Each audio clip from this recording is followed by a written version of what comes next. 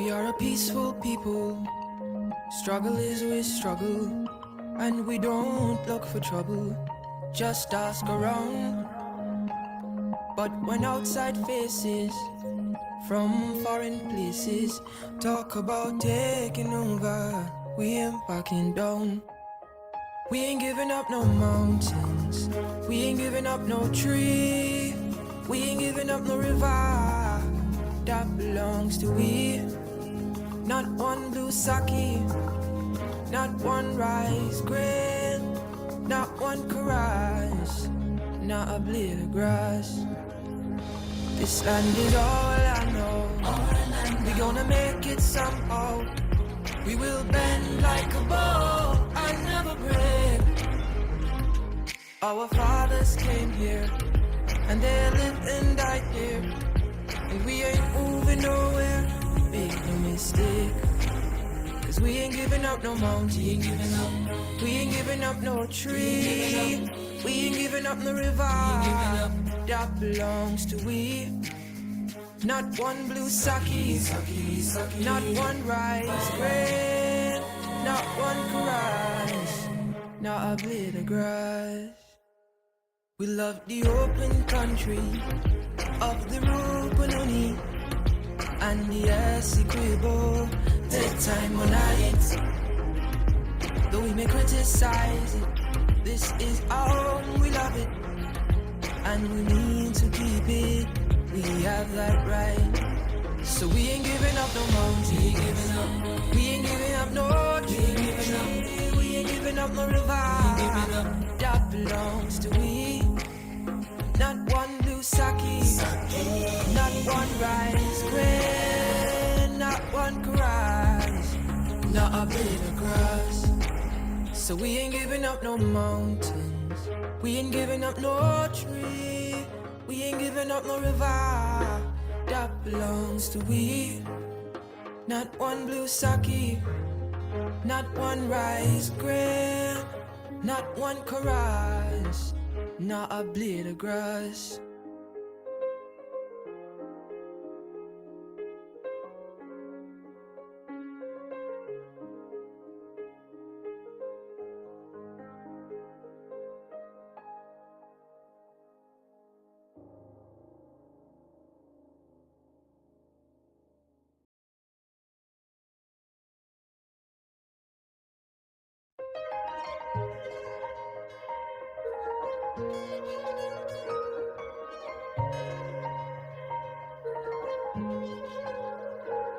We are a peaceful people. Struggle is we struggle, and we don't look for trouble. Just ask around. But when outside faces from foreign places talk about taking over, we ain't backing down. We ain't giving up no mountains, we ain't giving up no tree, we ain't giving up no river that belongs to we. Not one blue sake, not one rice grain, not one caress, not a blade of grass. This land is all I know. We gonna make it somehow. We will bend like a bow and never break. Our fathers came here and they lived and died here, and we ain't moving nowhere. Make no mistake, 'cause we ain't giving up no mountain, we ain't giving up no tree, we ain't giving up no river that belongs to we. Not one blue sake, not one rice grain, not one caress, not a blade of grass. We love the open country of the Rupununi and the Essequibo, take time on it. Though we may criticize it, this is our own, we love it, and we need to keep it. We have that right. So we ain't giving up no mountain, we ain't giving up no tree, we ain't giving up no river that belongs to we. Not one blue sake, not one rice grain, not one cries, not a blade of grass. So we ain't giving up no mountains, we ain't giving up no tree, we ain't giving up no river that belongs to we. Not one blue sake, not one rice grain, not one chorus, not a blade of grass.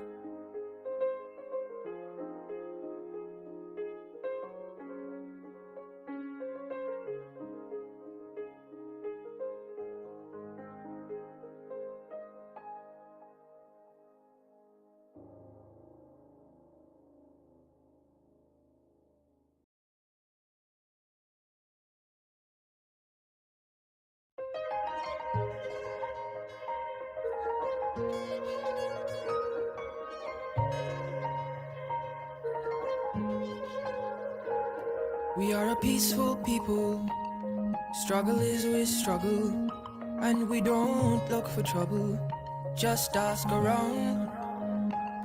But when outside faces from foreign places talk about taking over, we ain't backing down. We ain't giving up no mountains, we ain't giving up no tree, we ain't giving up no river that belongs to we. Not one blue sake, not one rice grain, not one chorus, not a blade of grass. This land is all I know, we gonna make it somehow. We will bend like a bow and never break. Our fathers came here, and they lived and died here, and we ain't moving nowhere, make no mistake. Cause we ain't giving up no mountain, we ain't giving up no tree, we ain't giving up no river that belongs to we. Not one blue sake, not one rice grain, not one chorus, not a blade of grass. We love the open country of the Rupununi and the Essequibo, daytime or night. Though we may criticize it, this is our home, we love it, and we need to keep it. We have that right. So we ain't giving up no mountain, we ain't giving up no tree, we ain't giving up no river that belongs to we. Not one blue sake, not one rice grain, not one chorus, not a blade of grass.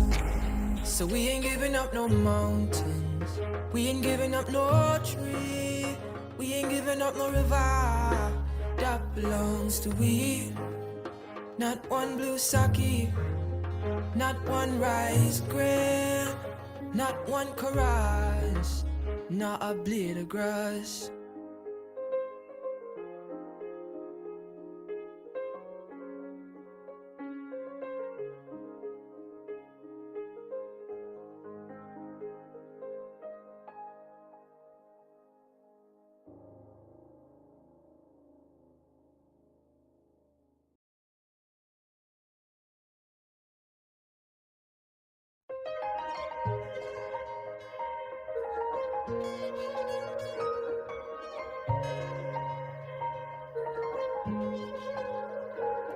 We are a peaceful people, struggle is with struggle, and we don't look for trouble, just ask around. But when outside faces from foreign places talk about taking over, we ain't backing down. We ain't giving up no mountains, we ain't giving up no tree, we ain't giving up no river that belongs to we. Not one blue sake, not one rice grain, not one chorus, not a blade of grass. This land is all I know, we gonna make it somehow. We will bend like a bow and never break. Our fathers came here, and they lived and died here, and we ain't moving nowhere, make no mistake. Cause we ain't giving up no mountain, we ain't giving up no tree, we ain't giving up no river that belongs to we. Not one blue sake, not one rice grain, not one grass, not a blade of grass. We love the open country of the Rupununi and the Essequibo, bedtime on night. Though we may criticize it, this is our home, we love it, and we need to keep it. We have that right. So we ain't giving up no mountain, we ain't giving up no tree, we ain't giving up no river that belongs to we. Not one blue sake, not one rice grain, not one grass, not a blade of grass. So we ain't giving up no mountains, we ain't giving up no tree, we ain't giving up no river that belongs to we. Not one blue sake, not one rice grain, not one chorus, not a blade of grass.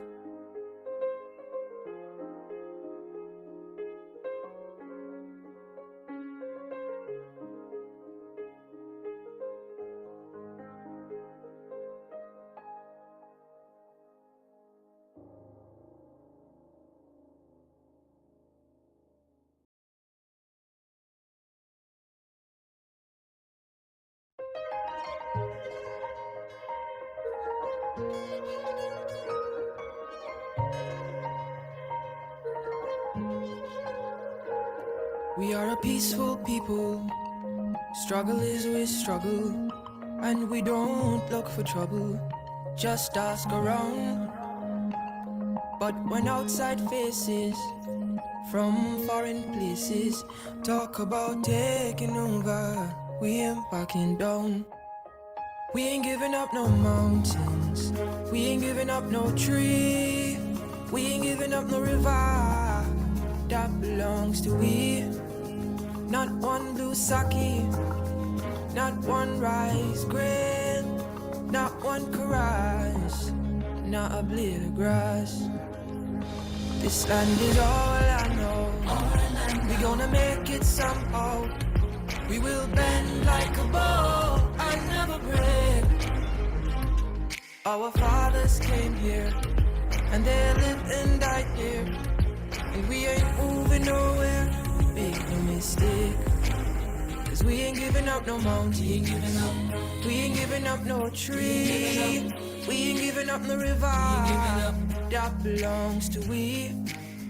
Not one blue sake, not one rice grain, not one grass, not a blade of grass. We love the open country of the Rupununi and the Essequibo, bedtime on night. Though we may criticize it, this is our home, we love it, and we need to keep it. We have that right. So we ain't giving up no mountain, we ain't giving up no tree, we ain't giving up no river that belongs to we. Not one blue sake, not one rice grain, not one grass, not a blade of grass. So we ain't giving up no mountains, we ain't giving up no tree, we ain't giving up no river that belongs to we. Not one blue sake, not one rice grain, not one chorus, not a blade of grass.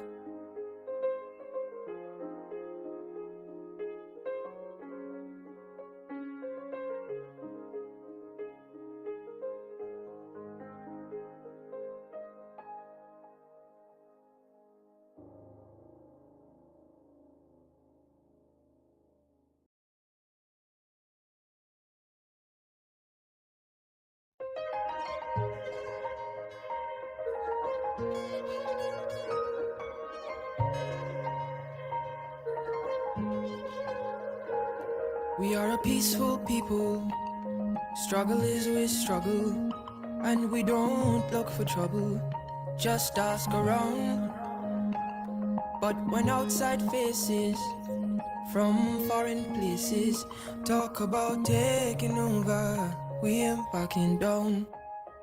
We ain't giving up no mountains, we ain't giving up no tree, we ain't giving up no river that belongs to we.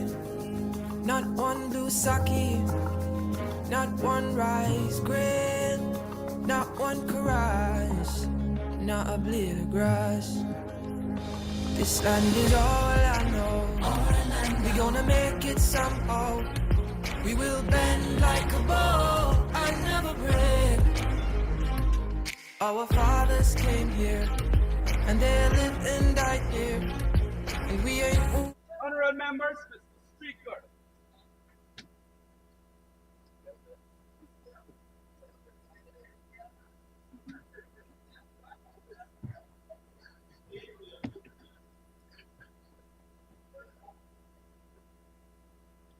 Please be seated. Yes, members, the bell worked. Even the Minister of Education showed up.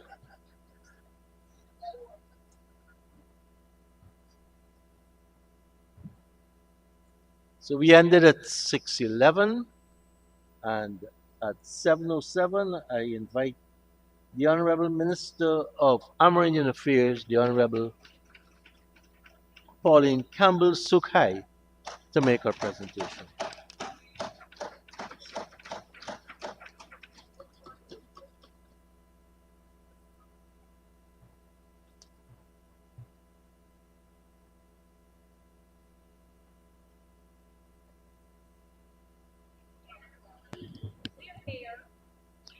Good afternoon, Mr. Speaker.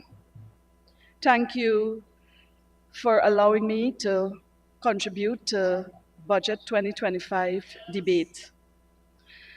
As I stand before this Honorable House today, I extend my unwavering support for Budget 2025. Let me immediately underscore the leadership role of the Senior Minister, Dr. Ashni Singh, responsible for finance in the Office of the President, and his dedicated and disciplined team, whose efforts and contribution ensured an early presentation of Budget 2025. Under the theme, A Secure, Prosperous and Sustainable Guyana. A budget, Mr. Speaker, which further enhances and expands on the PPP civic government achievements since its return in August of 2020.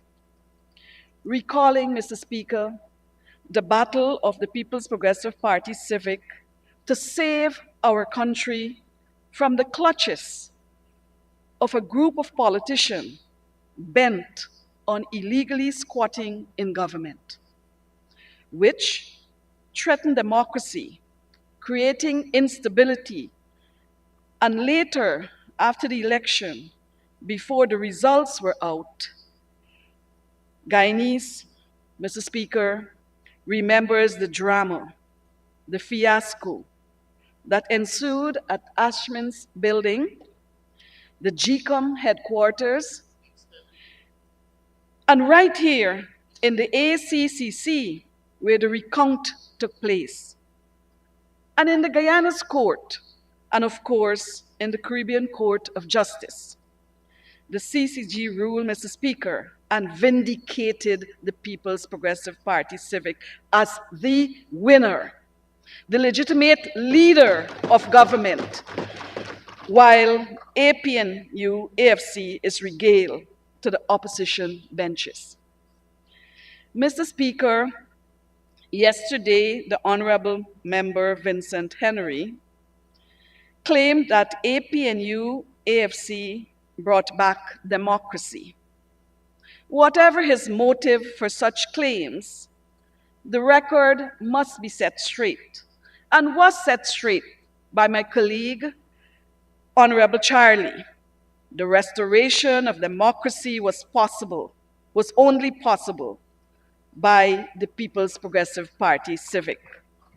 The People's Progressive Party Civic continues, Mr. Speaker, to advance a consultative and inclusive democracy, giving and sustaining hope to people, to Guyanese people, to ordinary people. Mr. Speaker, the budget is fundamentally strong on transitioning and modernizing Guyana.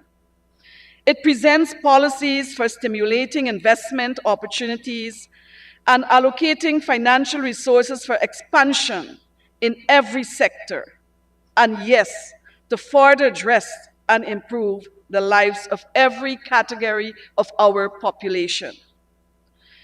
To do so, the path to a better Guyana is manifested in significant investment to benefit the private sector, industry, etc.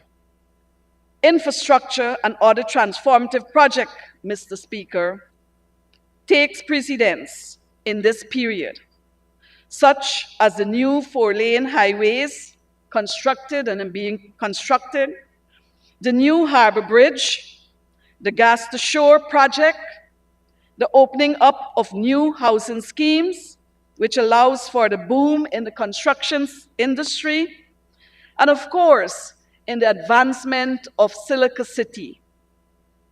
Advancing food security, Mr. Speaker, as a nation is critical and a priority.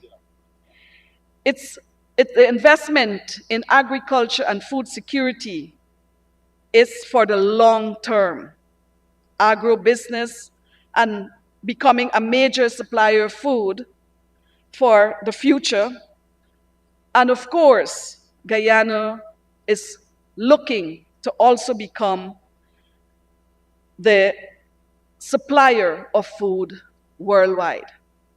Mr. Speaker, the establishment of agro-processing facilities, newer investment, which will lead to supporting food security and modernizing the way we do agriculture.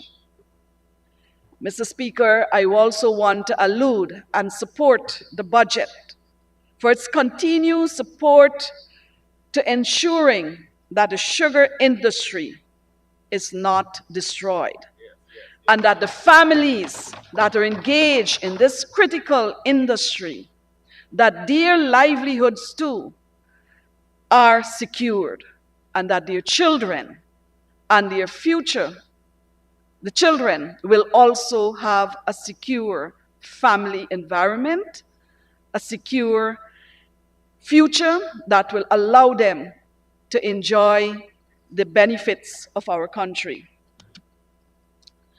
On the measures to address individual benefits, Mr. Speaker, Budget 2025 has returned the Because We Care cash grant. Today, this budget will ensure that children in both private and public school will receive $50,000. In addition to the school uniform assistance, which will then take this to $55,000. Mr. Speaker, the PPP reinstated the cash grant, much to the delight of families and, of course, the children. There are stories of children feeling very joyous when their parents receive on their behalf this cash grant, wanting to even feel the dollars, because for them, it means that any limitation the family would have had with respect to sending them to school, the assistance was very critical. The budget also allows for increase in social assistance, increase in pension, the disability grant, and of course, the more recent grant for any Guyanese 18 years and over. Mr. Speaker, only under the People's Progressive Party government, the love for people will be this profound. Guyana's children will face a sustainable and bright future as the People's Progressive Party civic government continues to invest in their future. From the cradle into their future. Mr. Speaker, many stories and many opinions on how this will happen has already been told in this House, and I want to add to it. We have to see the investment in our children starting from the unborn child. Pregnant mothers, Mr. Speaker, today has support in the health system. They have support in the construction of maternity waiting rooms. They will have support for the child when the child is birthed. A grant, Mr. Speaker, will then be provided annually, a school grant, to children who are registered in the schools. They will receive free textbook, free tuition at the school, both primary and secondary, and of course, the most recent measure announced by our government to eradicate fees at university, and so too fees at skill and technical training institutions. This demonstrates the priority the People's Progressive Party civic places on the human capital of our country. APNU, AFC, Mr. Speaker, wasted the opportunity for developing Guyana's human resources in the term when they spent 30 years in office and the most recent opportunity they received when they served between 2015 and 2020. Youth development. Mr. Speaker, every budget, there arises the issue of who dismissed the CSOs. Mr. Speaker, the CSO program is a novel program which allows young Amerindians between the ages of 18 to 35 to have a second chance in their community, contributing to community development in a responsible manner. I want also, Mr. Speaker, to say that over the years of 2015 to 2020, we were accused of engaging young people because we wanted a political red brigade. Mr. Speaker, this is a sorry state of thinking by the opposition because the young persons or the young individuals who are part and parcel of the CSO program are nominated, selected by the village council. The Ministry of Amerindian Affairs has no role in selecting the young people who are participating in this program. Mr. Speaker,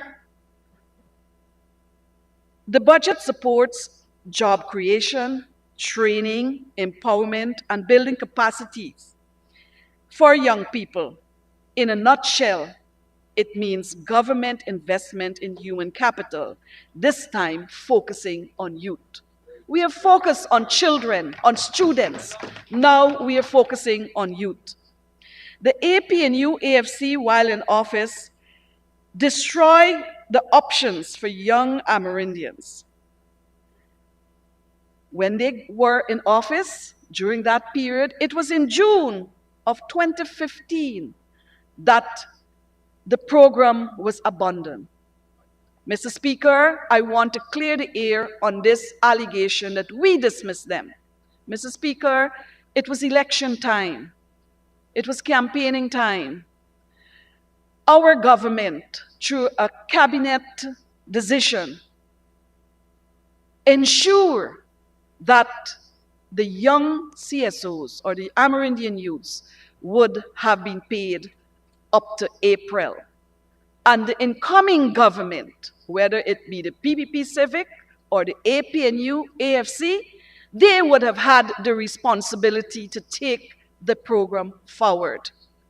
Mr. Speaker, the PPP Civic was not in office in May, neither were we in office in June. Maybe the first part of May, because election was held just shortly after the first week. And so that program was destroyed, and the APNU AFC took away for the entire 5 years and a few months a maximum of $3.6 billion from Amerindian young people's pocket. $3.6 billion was the investment that spanned the 5 year of any term. Or it, Mr. Speaker, when we came back into office in August of 2020, our manifesto made a promise that we will reinstate this program. And we did reinstate it, and we put back into the pockets of young Amerindians more than $3.5 billion in stipend. We also was able, because we came back, to begin to execute and implement the other component of the program, which was training component. And we spent more than $1.4 billion, $114 million to train young CSOs.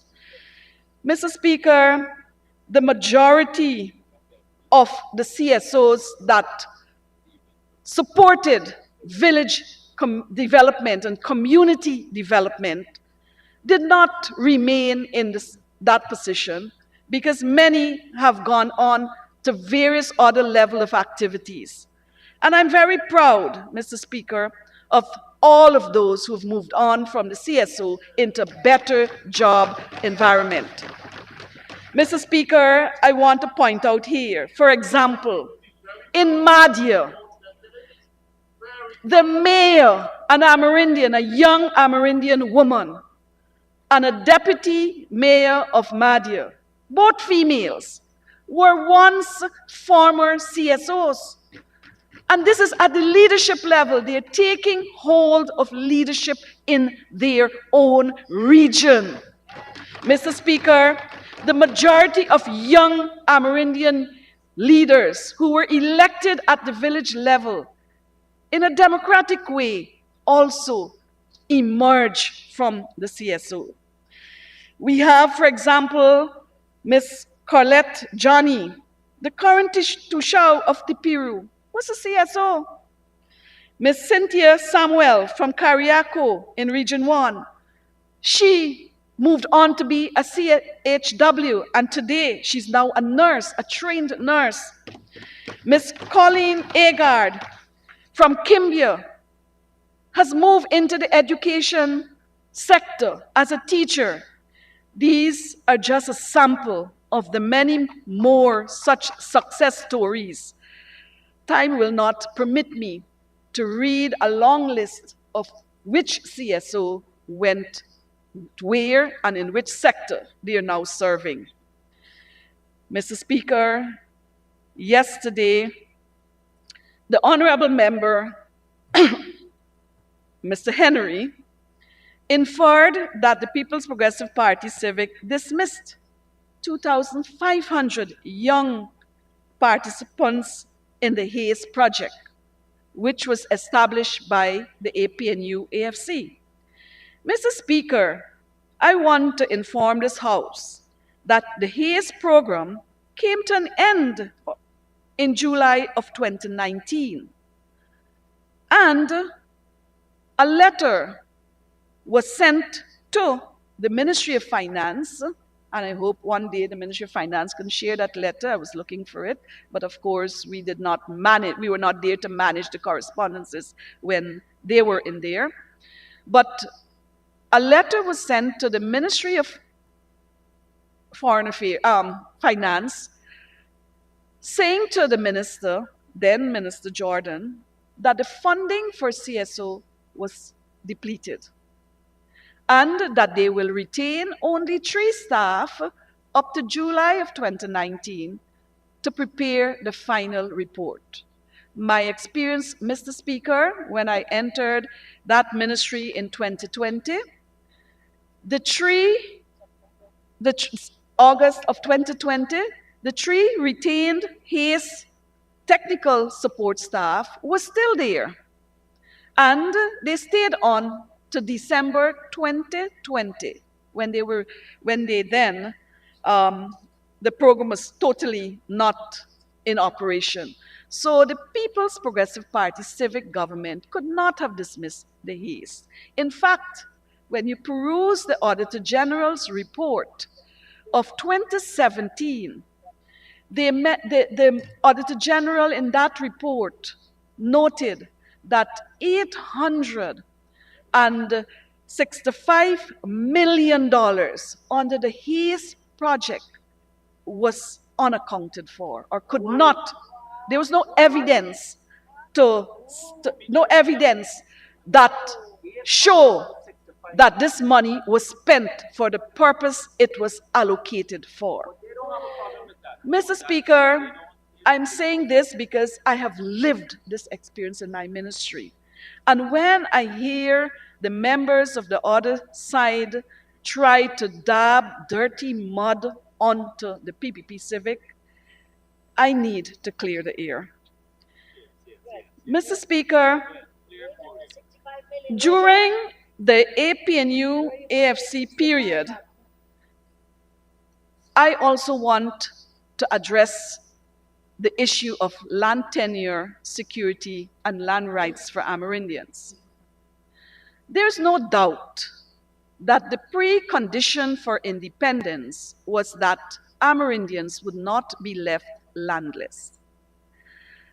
It is a fact that in the 2901 Act, that 74 villages were listed with full description, because sometime in the 1967-68 period, a land commission was established to examine land rights and land occupation by the then First People.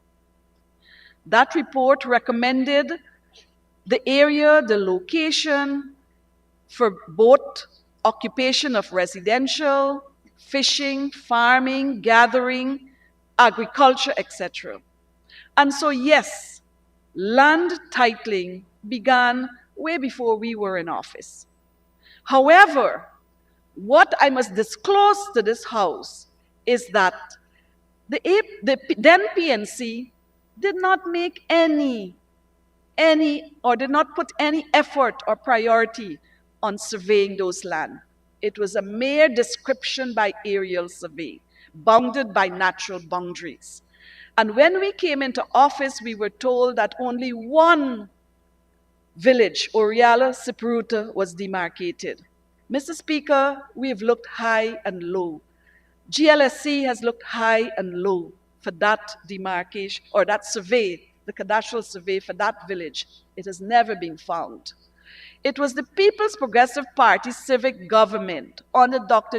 Chedi Jagan, Mrs. Janet Jagan, and the Honorable Vice President, now Vice President, when he was President, that annually a sum was placed in the budget for land titling to be addressed.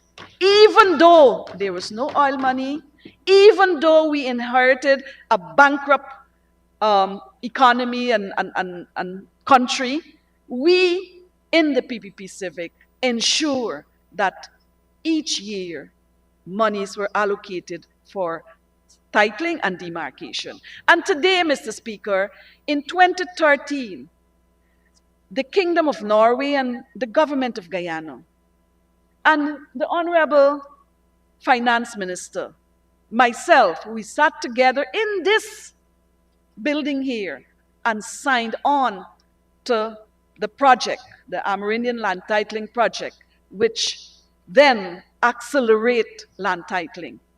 Mr. Speaker, as I'm on that, I wanted to share what occurred.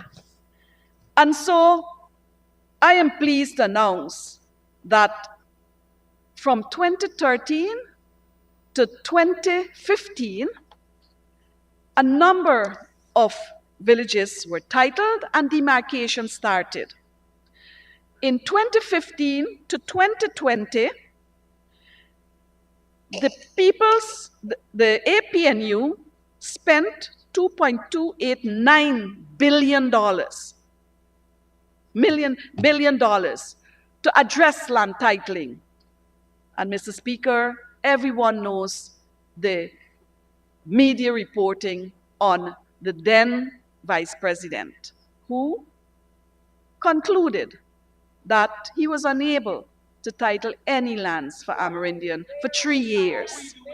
Mr. Speaker, in 2020 to 2024, we spent 4.6.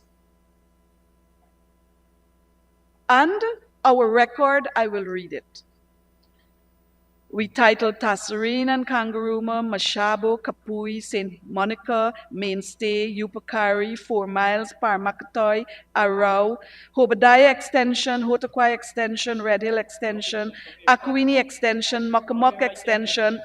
We concluded Sawariwao, Karasabai, and every year since we have gone back into office from 2021, 2022, 2023, 2024, at the National Two-Shows Council, this government, the People's Progressive Party civic government, hands out land title. Mr. Speaker, that's what a working government is all about. We work for the people. We work tirelessly for the people. And of course, we have made significant strides. We still have, it is a work in progress, and we still have villages who are anxious with us, who are anxious to get their titling out. But I want to also say that we could have done much more, but our government was faced with 2 years of COVID. Huge floods that surveys could not be completed on time. But I assure you that this year, again, when we have the National Two-Shows Council, we will again be handing out more than zero.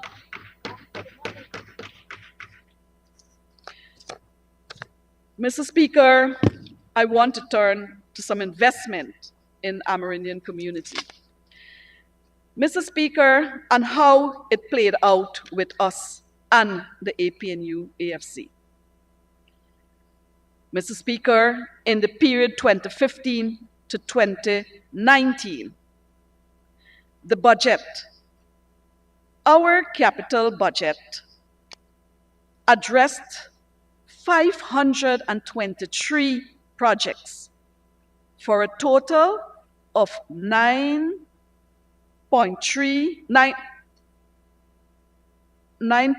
billion 370 $843 million. Mr. Speaker, 523 projects funded by the capital budget in 4 years. Let's look what happened in APNU AFC period. From 2015 to 2019, we're not counting 2020, that was election year, 218 projects, and they spent $3.4 billion. Presidential grants, Mr. Speaker, project under presidential grants. Our government in 2020 to 2024 did 1,140 projects. The APNU in a similar period did 857 projects. And that's cumulated for 5 years. Mr. Speaker, CSO training. On the APNU, we spent $3.2 billion. I said that before. And for training, we spent $411 million. We trained 1,565 young people under the CSO program. And for those two categories that I've just listed under the APNU, nil, nil, nil, nil. Investment in other projects, we did 681. This is investment funds. We spent $1.7 billion on 681 projects across the hinterland. Under APNU, nil, nil.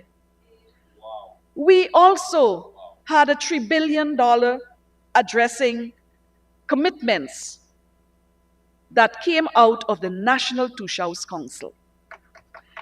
We did 492 projects, spent $2.5 billion. At the National Two-House Council, APNU spent nil to address concerns and commitments, and so they had no cost. Mr. Speaker, in land transportation, under the budget for the period that we're speaking about, 2020 to 2024, the PPP Civic provided 226 vehicles of ATVs, pickup, trucks, and different mode of transportation. We spent $1 billion. Under APNU 2015 to 2019, they did a mere 33 mode of transportation. Mr. Speaker, water transport. In 4 years, we delivered 269 boat and outboard engine to Amerindian riverine communities and hinterland riverine communities. Under the 5 years with APNU, only 62. Tractor and implements. Over the period, we delivered 204 tractors. Under APNU, 5 tractors. Mr. Speaker, this is a working government, a government that is investing in indigenous people's development. We are not speaking here about lip service. We are not making promises in manifesto that we fail to address. Mr. Speaker, the People's Progressive Party civic government has completed its manifesto promises to the indigenous people, all that was in the manifesto, and we have rolled out additional support. Honorable Minister, for you to give us more, you need an extension. Thank you, Mr. Speaker. I'd like to ask that the honourable member be given 5 more minutes to conclude. Thank you, Minister Teixeira. Go ahead.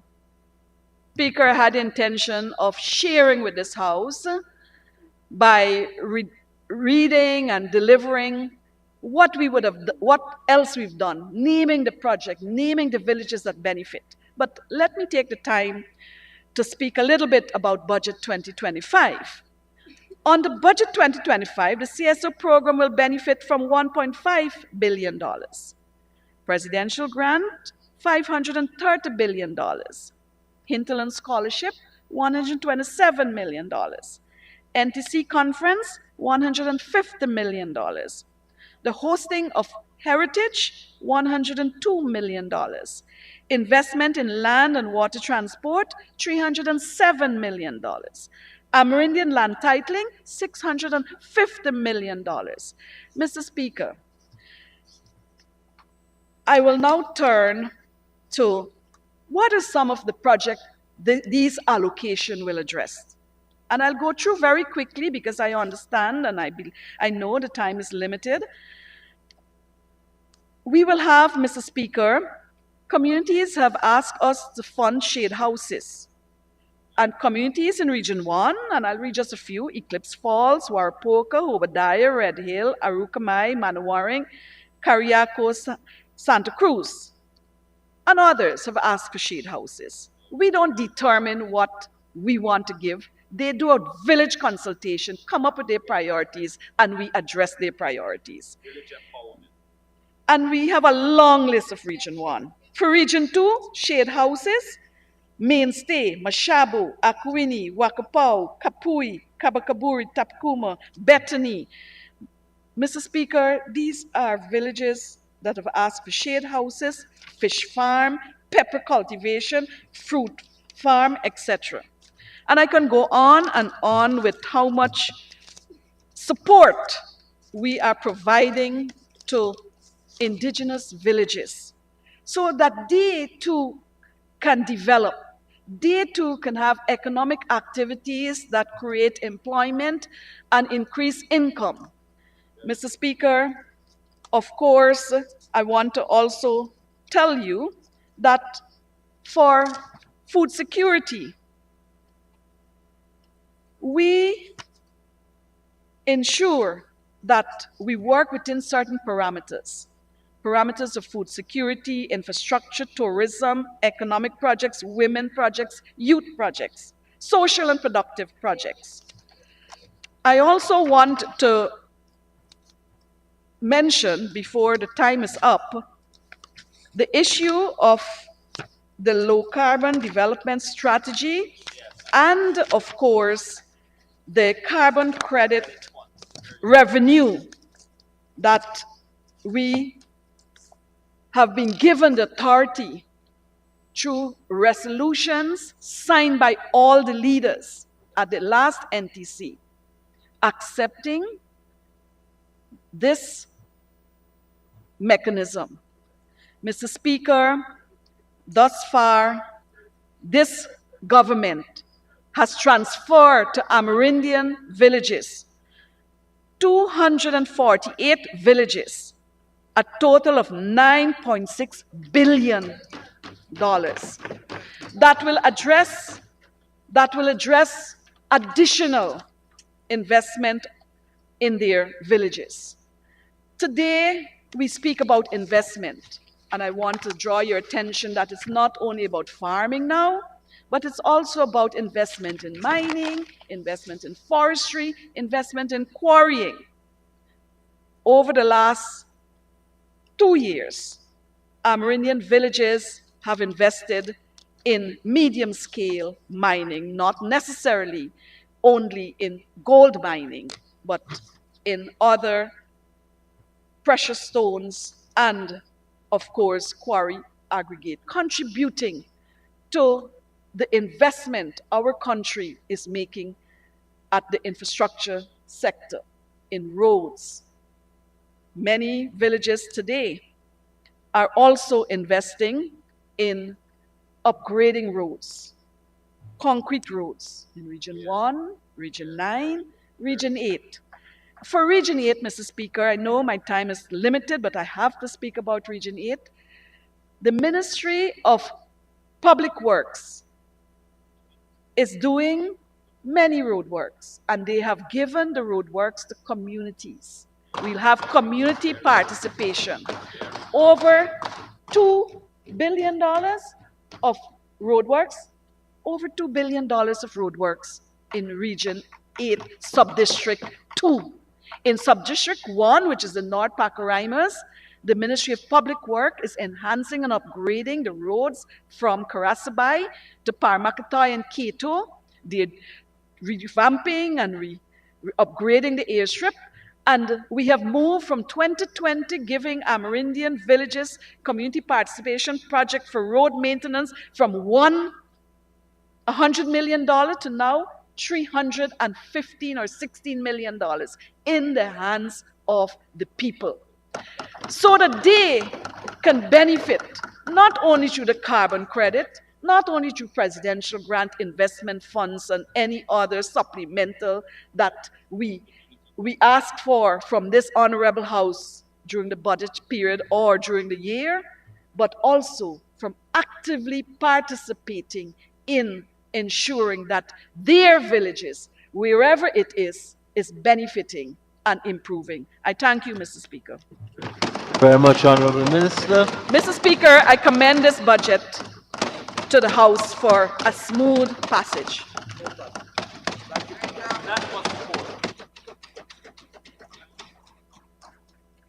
And now for the Honorable Member, Mr.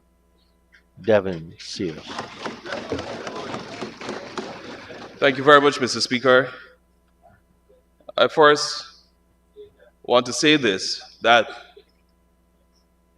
the previous presenter, the Honorable Member Pauline Sukai, did a terrible job at representing our indigenous peoples. She utilized majority of her time comparing what the AP and UFC has done, and PNC and the PPP and all sorts of things. We wanted to hear in this House what benefits are to come in 2025 for the indigenous peoples. Mr. Speaker, the honorable member failed to say how we're going to preserve our indigenous heritage, our first people. The honorable member failed to say how we are going to ensure that the language survives maybe the next generation. The honorable member failed to say to our people, our indigenous people, what future they have or guaranteed future they have under this administration. And I can assure you, they don't have a good future. The only future that they will get that is to the benefit of generations to come is under the coalition. Mr. Speaker, first of all, throughout today, all we've been hearing is about the legacy of the PPP. We heard about the PNC way back down in 1964. I say to the Guyanese people here this evening, as I stand on this floor, that the young people of this country are not necessarily concerned about history. We are concerned about our future. And the future don't look bright under the People's Progressive Party. Thank you, Mr. Speaker. It is an honor to deliver my contribution to this debate, the Guyana's National Budget 2025. This moment is particularly significant as it marks my final contribution on this side of the House, because we will be going into government come the next elections. As we look ahead, we are steadfast in our resolve to reclaim our country and prepare to assume our rightful place in government. Mr. Speaker, before I begin, allow me to commend the staff of the Ministry of Finance and various ministries who contributed to the compilation of this budget. Sadly, despite their efforts under the guidance of the PPP, like every other budget, fails to deliver a quality life for all Guyanese. It falls short of fostering pride among our citizens and thoroughly addressing the needs. Instead, this budget is riddled with skepticism and criticisms. These shortcomings are consistent with the PPP's lack of effective consultation and inclusion. It reflects a heavy-handed approach in governance, which continues to plague local authorities, particularly our neighborhood democratic councils, municipalities, and regional democratic councils. Democracy is becoming a growing farce in this country. Now is the time to rise against tyranny, nepotism, and favoritism. We as Guyanese cannot afford to allow our history to rewrite itself. A history marked with failed projects, gross marginalization, and venality. As one of the youngest MPs in this House, I refuse to stand on the sideline and do nothing about it. And I'm sure our Guyanese brothers and sisters won't. Mr. Speaker, as a son of the soil, unlike Honorable Mark Phillips, our Prime Minister, Hugh Todd, Joseph Hamilton, and Kwame McCoy, I'm a proud Lindener. Mr. Speaker, I hail from the heart of Guyana, Region 10. Linden by now should have been that of a city status. Mind you, all 5 names that I've called are sitting ministers and hail from Linden. Linden should have been in a better position than it is currently, Mr. Speaker. And yet, I must say this here, if they care about Linden so much, they've been in government for over 27 years, and we have not seen a major successful transformative project in Region 10.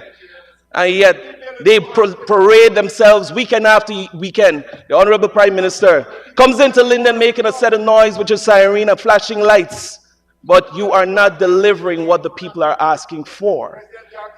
Mr. Speaker, contrary to what the PPP reports, Upper Damrar Barbeast youth unemployment is very high. The greatest resource, as we are fully aware, is that of human. We need to invest more in our young people. But yet still, the government is embracing, Honorable Kwame McCoy, you're hurting my ears. Your lace front, fix your lace front. Mr. Speaker, this current administration embrace a hustle rather than employment. They embrace a 10-day job rather than a full-time job. And the Guyanese youths are tired of this, Mr. Speaker. In 2024, Guyana's unemployment rate stood at an average of 14.62%.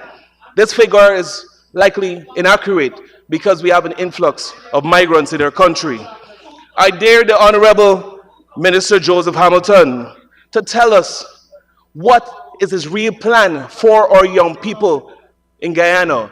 Let's hear from the Honorable Charles Ramson Jr. Tell us what more you're doing for the young people in Guyana. The young people need proper representation, and that representation comes from this side of the house. We would have heard from Madam Nima Flubes earlier. Fantastic plans. And we will ensure that those plans come into place when we get into government come later on this year. Mr. Speaker, the labor force is in dire need of revamping. The demand for skilled workers is on the rise owed to the construction boom. Case in point, Mr. Speaker, when we look at the Wismar-Mackenzie Bridge, how many Guyanese or Londoners are employed at that landmark project that the PPP continues to claim, even though under the APN UAFC, the feasibility study was done and we were well on our way to get that project completed.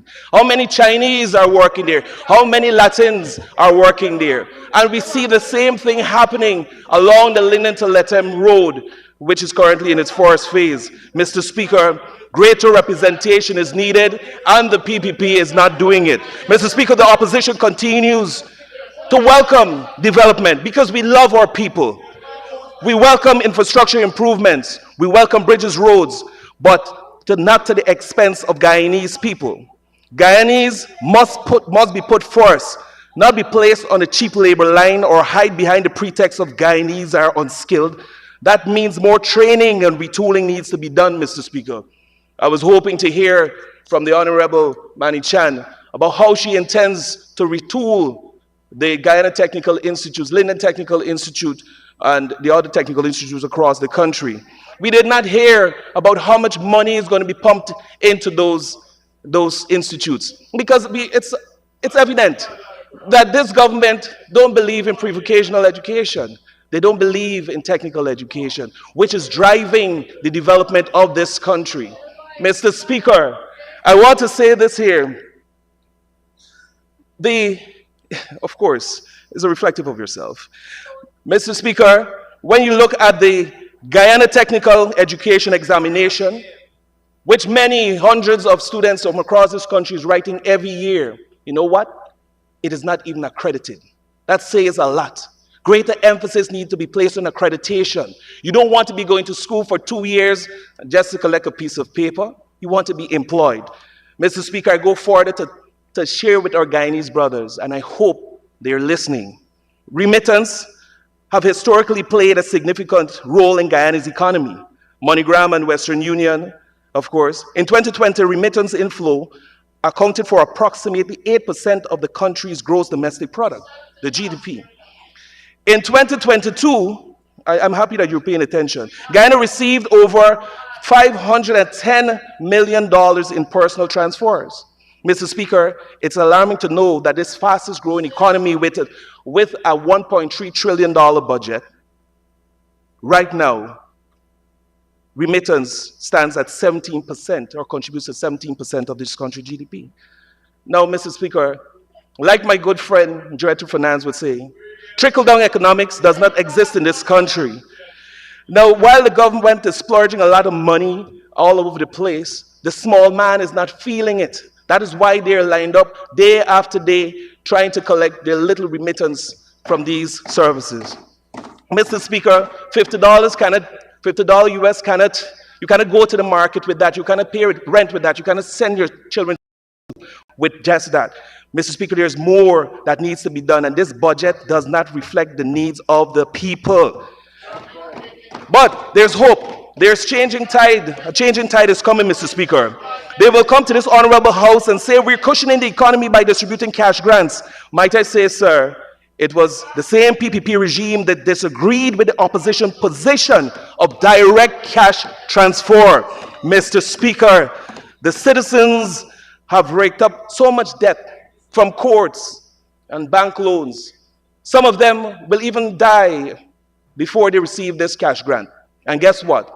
When the cash grant was announced, many of them went into debt because they were expecting to get a little something before Christmas. You know what? They still owe courts, they still owe rent, still owe singers and other bills. Mr. Speaker, just the other day, the learned Attorney General said that should the recipient pass away before collecting the cash grants, the beneficiaries will be able to collect. I must say that the Attorney General is a seafar man, because he is anticipating that this cash grant ain't coming anytime soon. As the PPP continues to shift goals, Guyanese are weary of the fluffs and buffs. Mr. Speaker, let's turn our attention to public works. Just last year, billions of dollars in contracts were signed between small contractors across Guyana. Upper Demerara, Berbice, of course, many PPP loyalists got contracts, and even some first-time contractors got contracts as well. We welcome this. Mr. Speaker, I must report to this honorable house that the residents of Region 10 are disgusted with the lethargic approach that is being made when it comes to the completion of these projects. We were expecting before Christmas, and then we heard by New Year. Mr. Speaker, the roads are in a mess. And might I ask the Honorable Ejil, who is going to construct the driveway entrance from those roads? And where are the drains? Mr. Speaker, let me tell you something. Let me tell the House something as a matter of fact. Contract awards undoubtedly is being used as a political tool, just as how cybercrime is being used to silence naysayers who criticize the government and its affairs. First-time contractors are happy and disappointed at the same time for two things. They continue to ask questions like, why was I not considered over the last 4 years for a contract? Why now, heading into elections, you're giving us contracts? Honorable member, I need to stop you there for the Honorable Minister Teixeira to move that we go beyond 8 o'clock to complete our business for today. Thank you for the reminder, Mr. Speaker. I wish to ask the House to support our continuing our debate and past the hour of 8 o'clock. Thank you. Thank you, Minister. The question is put. Those in favor, say aye. Those against, no. Ayes have it. Thank you. Honorable MP, you may continue. Thank you very much, Mr. Speaker. Mr. Speaker, Guyanese, let me share in a Gen Z's term, let me share some tea. The capital projects stands at 90% of the budgetary allocation, or 90% of the budgetary allocation for capital projects is awarded to 10% of the PPP's family, friends, and favorites. And 10... Do you have a study to show that? Be careful, you know. Yes. Right? I'll lay it over. So you'll have to lay it over. Yes, no problem with that, sir. 10% of the budgetary But allocation... before I allow you to continue, want me at least quote the source of that survey. I would say it's AI, but... no, I'm just joking with that. I'm just joking with that. No, sir. This here is based on what we had calculated over the last couple of years in terms of budgetary allocation. So it's right in the budgetary I have allocation. stopped the clock. And as a MP who is looking to come back and go on the opposite side, I want to let you know that there was a particular person who quoted some figures and was sent to the privileged committee. Bishop Ejil? Okay. So, if you can't, you know, I would suggest you move on. Mr. Speaker, based on our calculation, majority of the contracts are being awarded in the sum of an average of a large amount to PPP's families, friends, and favorites, while a smaller or a larger amount, a smaller amount is awarded to a larger group of people, which basically says to us here in this honorable house that the PPP continues to look after themselves rather than these first-time contractors that they so care about. Mr. Speaker, everything that the PPP touches falls apart. When we look at Region 10, the call center, Meadows BPO, which they announced 1,000 jobs for Londoners and young people. And what happened? It never surpassed 150. And right now, it has been transferred to ProChant, which basically is just about 35 persons. What happened to the thousands of jobs that were promised? Mr. Speaker, the Bamia Primary School still continues to be a burning issue. And imagine after 5 years, this school is still not handed over to the Regional Democratic Council. Mr. Speaker, the Wairuni Secondary School, and I believe the Honorable Minister, Ani Chan, catfished the residents there in Wairuni because the building that is being constructed looks no way close to the architect's sketch. Mr. Speaker, we've been hearing all day thank you very much. We've been hearing all day from the Honorable Charles Ramson. Mr. Ramson, what is going on with the Kokwani swimming pool and the money that was allocated towards it? In terms of Kokwani, let's talk a little bit about that. The Honorable Mark Phillips, back in 2020, you commissioned a 900 kilowatt generator for KUI. And guess what? Today, we're having constant blackouts. This is not Georgetown, this is Kokwani. Electricity is free. Mr. Speaker, when we look at the waterfront road, Honorable Minister Edgil, why is it that the waterfront road is not completed? Even though the mobilization money was granted to the contractor, no work has begun. Mr. Speaker, I then turn my attention to the Honorable Onijwal Run. What is the status of our industrial estate that you've boasted about? And we are willing to accept. What is the update on that? Mr. Speaker, in terms of food security, the Honorable Mustafa boasts about the government and what it's doing in terms of agro-processing. We have an agro-processing plant in Linden, and guess what? 2 blenders and a cake mixer. That's not good enough, Mr. Speaker. Mr. Speaker, when it talks about the promises of portable water, the Honorable Susan Rodriguez, my good friend, would normally say, we're delivering 100% portable water to the entire Linden. We're there. Mr. Speaker, $150 million was allocated, and this is reference to 2023 budget.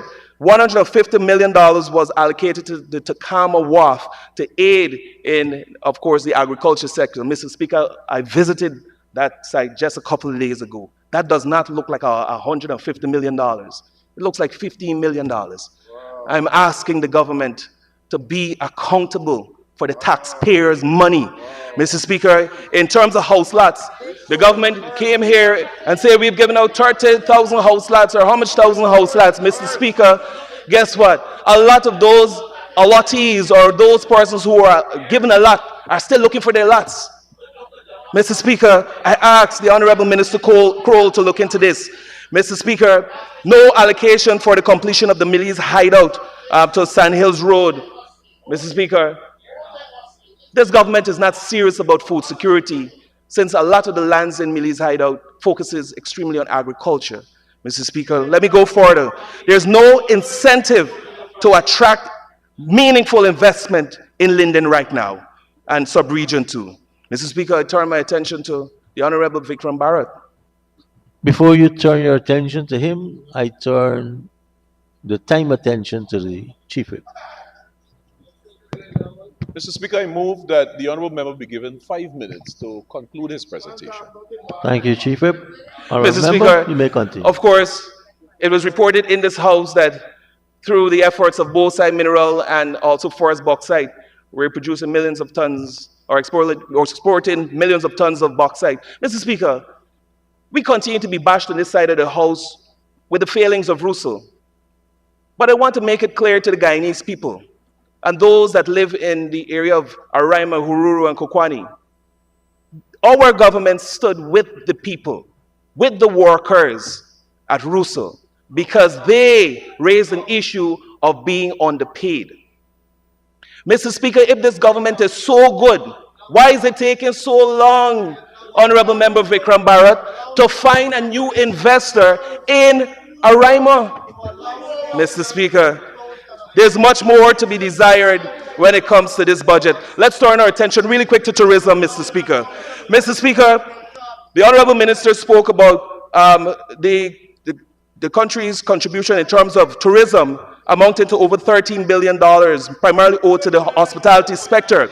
Despite that fact, the PPP continues to miss the mark in effectively training and preparing workers in this sector to effectively deliver. Mr. Speaker, we need to continue to focus heavily on training. And might I add, Mr. Speaker, we're still awaiting that hospitality school. But I believe a different approach might have to be taken, and I'm hoping that the Honorable Minister can consider, or in fact, we will implement when we get into government, that we have to decentralize training so that it reaches the people that needs it the most. And the people are saying that the hotel industry in Georgetown, along the East Bank and possibly the East Coast, need to benefit from that first. Mr. Speaker, the APNU AFC, when we get into government, we'll be focusing on developing a niche tourism offering which focuses on ecotourism, cultural heritage, etc. We must strengthen our infrastructure, not only accommodation and digital creativity, but also focus on our transportation network. Guyana must be marketed better to the world. We must not be known as a transshipment point and whatever. We must push our tourism product to the max. It must go all across the world, Mr. Speaker, and more investment needs to be made. Mr. Speaker, we need to strengthen our policy and regulation. More tax incentives must be given to attract investors in the tourism and hospitality sector. We must also diversify revenue streams with focuses on domestic tourism. We need to have more engagements at various tour and trade expos across the world as well. Mr. Speaker, greater support from this government is needed, but sadly, we are not getting that. But we will definitely correct it. Mr. Speaker, let me just, as I prepare to close, I must share this here very quickly, that when it comes to good governance, Mr. Speaker, it's disheartening to know that our Honorable Minister Parag fiddles in the business of local authorities. The subject minister must respect democracy, and it's a bottom-up approach. Why are we fiddling in the affairs of the Linden Mayor and Town Council? Mr. Speaker, it is unacceptable. Mr. Speaker, the PPP embraces bad governance. That is why at the Regional Democratic Council, there's still 2 vacancies for assistant regional executive officers, and the lone deputy regional officer was sent away, and now remaining just the REO. We ask that these vacancies be filled so as to allow for better and greater accountability. Mr. Speaker, the regional tender board is expired. We need a new regional tender board now. There's no board at the Linden Hospital Complex. In fact, the REO serves as the regional health officer and the CEO of the hospital. That could be right. Make it make sense, Mr. Speaker. The Linden Enterprise Network, $300 million locked away in a coffer. The people need the money so that they can expand their businesses. Mr. Speaker, in conclusion, it is time Guyanese open up their eyes. It is time to wake up. Sleep in prayer, Honorable Manichan. It is time for Guyanese to unite and take back our country. Take charge of our destiny. Take charge of our future. The PPP's governance is marked with poor planning and exclusionary practices. While the country has seen significant economic opportunities through our oil sector and oil resources, Guyanese argue that these benefits have not been equitably distributed. Addressing these governance challenges will require greater transparency, stronger institutions, and a commitment to inclusive and sustainable development. Mr. Speaker, at this time, I cannot support Budget 2025 in its current form. Thank you, Honorable Member, Mr. Sears. And now for the Honorable Member, Dr. Tandika Smith.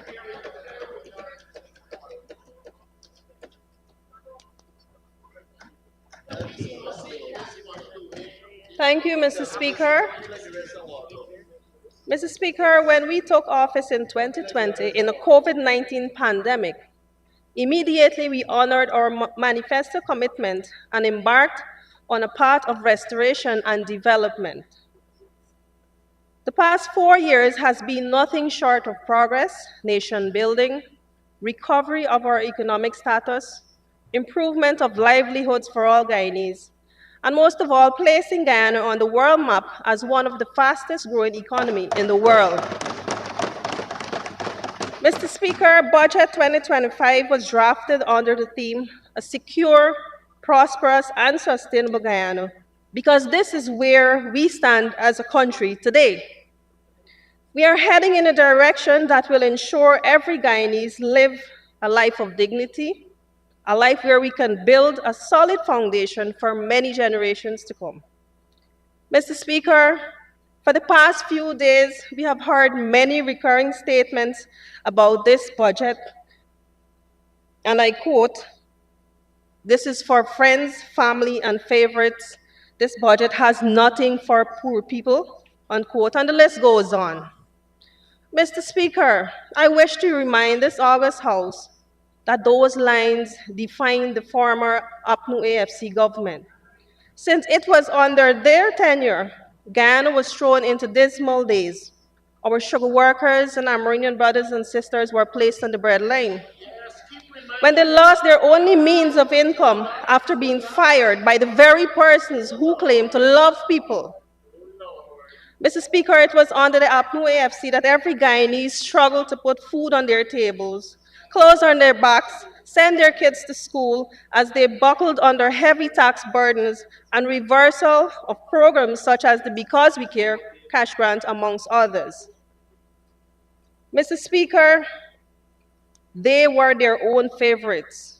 So as soon as they took office, they increased their salaries for ministers by more than 50%, while the public servants looked on the sidelines, helpless, and continued to take home their meager wages and salaries.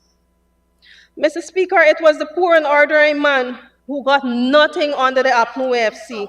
And I did my research, and I'm still to find one measure that was implemented to place money in the pockets of the small man. Instead, do you know what I found out? I found out that even the man operating a donkey cart had to pay heavy taxes. The persons with a kitchen garden with more than 3 plants and multiple poultry animals had to pay taxes. These were the inhumane and callous measures meted to the vulnerable people of this country.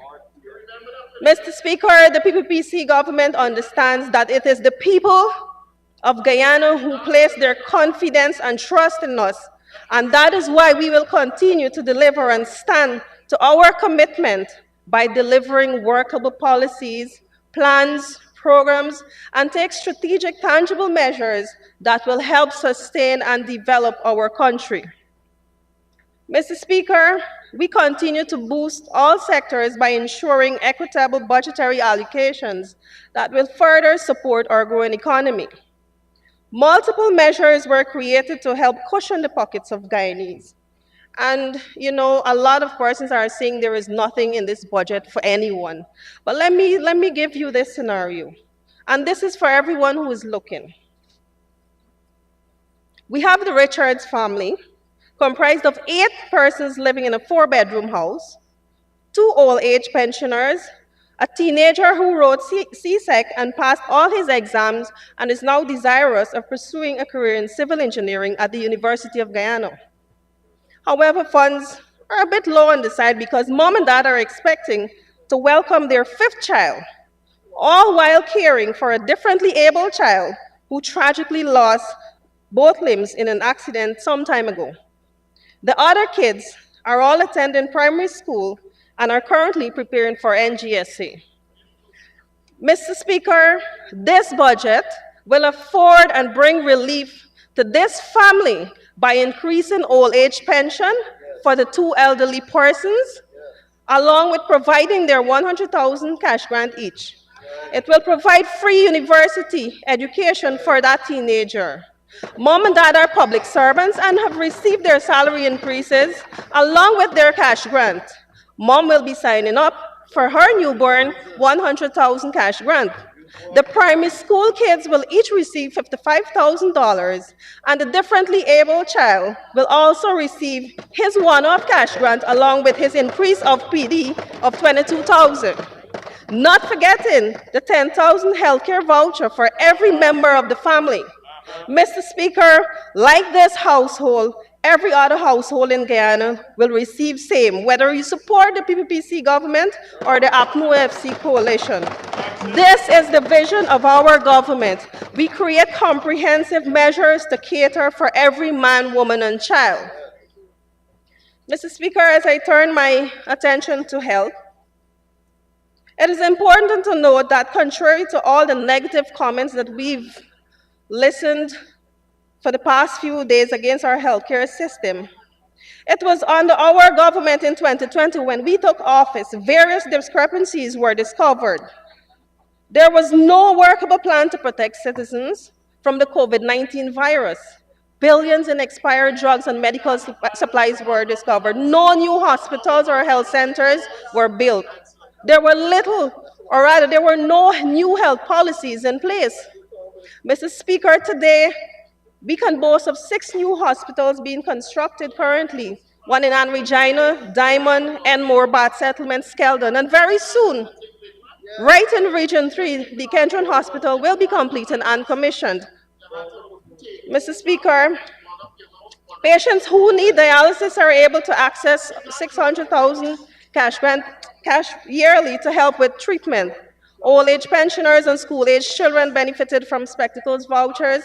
Our women from ages 21 to 65 benefited from the cervical cancer testing programs by accessing screening vouchers. Mr. Speaker, Budget 2025 will see a continuation of massive development in this sector. As I turn my attention to region number 3, already a contract was awarded to construct a new West Demerara Regional Hospital at a cost of $54.2 million. Mr. Speaker, this very hospital in 2024, we had 1,316 deliveries, of which 921 were normal deliveries and 395 were cesarean section. A total of 1,278 surgeries were also done in this year. We've also seen training of PCAs and CHW, which will definitely see an addition to our medical fraternity. Mr. Speaker, we have seen more specialty clinics being added to our regional and our district hospitals, such as Wakenham, Leonora, and Leg 1. We now can see clinics such as internal medicine, surgical, psychiatry, psychology, ENT, maxillofacial, angiology, amongst others. All of this helps, Mr. Speaker, to decentralize care, and as such, we have seen a decrease of referrals to GPHC and to the West Demerara Regional Hospital. Mr. Speaker, as we focus a bit on education, our government remains committed in the delivery of quality education to every citizen interested in learning a skill or improving their academic life, and that is why the Gold Scholarship has seen at least 20,000 persons benefiting from same, with 4,431 awardees from Region 3, and to date, so far, we have had 1,318 completed their studies. This includes certificate, degrees, and master's program, Mr. Speaker. Mr. Speaker, this tells us that our young people are making hay while the sun shines and are endorsing this initiative provided by our government, something that never existed before under the previous administration. Mr. Speaker, our children continue to benefit from the Because We Care cash grant. And this year, every school-aged child, both public and private, will receive $50,000 cash grant and 5,000 school uniform grant. That is a total of $55,000 per child. This is a manifesto commitment kept and delivered. Mr. Speaker, more of our teachers are being trained. This will afford them personal academic advancement, which will also see our children benefiting from the delivery of quality education. This is progress, Mr. Speaker. Mr. Speaker, there are other numerous infrastructural development happening in Region 3 at this moment. We understand that our people are our most prized possession, and we will continue to build and nourish the growth and well-being of the people of this country. Mr. Speaker, we can see the new Demerara Harbor Bridge, which will bring relief and solve the heavy traffic woes faced by daily commuters. Our farmers can now benefit from farm to market roads at the Parika Backdam and Parika to Bendoff. Mr. Speaker, we have commenced the gas to energy project at Wales and the 0.6 megawatt solar farm in Leg 1. Vendors now they can ply their trade in a new Leonore market, and very soon will also be able to further expand their trade in the new Hydroni market. Mr. Speaker, in agriculture, we have constructed so far 62 shade houses and distributed planting materials to farmers. Our fishermen have also benefited from upgrading of their landing sites all across Region 3. Mr. Speaker, as time will not permit me to go further into Budget 2025, I wish to encourage every Guyanese that at a time convenient to you, pause and reflect what life was like from 2015 to 2020. And take a look around you. You will see that the PPP government promised and we have delivered. You can trust us to continue on this pathway of development and progress. And to my fellow young people, it is important to know that you are living in one of the best times in Guyana's history.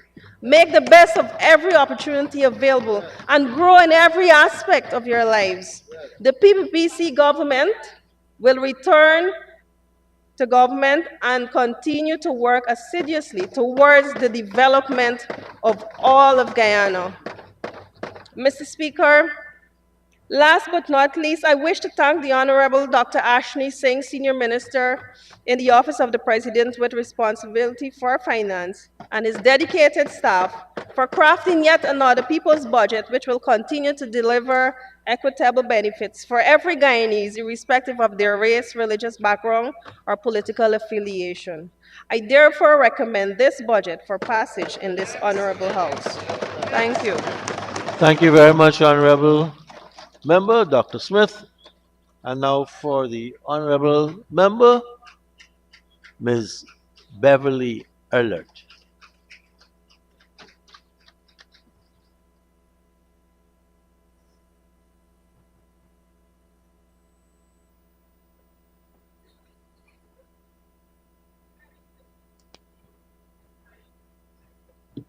Very pleasant night, Mr. Speaker, colleagues on both sides of the House.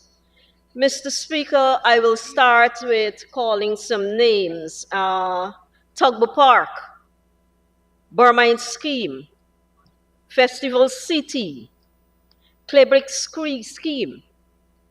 These are housing schemes. And what they have in common, Mr. Speaker, is that they were established pre-1992. Mr. Speaker, Budget 2025 with the theme, A Secure, Prosperous, and Sustainable Guyana. The PPP administration is asking approval to spend just under $1.3 trillion. I put it in this context because it is important to understand that this money belongs to the people of Guyana. Not the PPP administration, but the people of Guyana. Whether it is a grant, a loan, or revenues earned through taxes, duties, sale of goods, the money belongs to the people of Guyana, all the people. So when the administration comes with a budget, it is really the administration requesting a sum of money from the people of Guyana. And in return for that money, specific goods and services will be provided by the administration. Now, we all know the administration, when it comes with the appropriation bill, will use its one-seat majority to pass it. But as we heard in this very House, Mr. Speaker, it's not about how much you spend, but how you spend. And we heard that from the government side of the House. Like budgets presented by the PPP before, we have concerns that many of the returns that the people expect will not be met. For example, in the past, we have seen billions being given to Gaisuku, and I know there's a sore point, but production continues to dwindle. My colleague, the Honorable German Figueres, spoke of this, and I endorse what he said and urge that his recommendations be examined because it is the natural expectation of the people that they will get sugar in return for the money, their money, given to Gaisuko.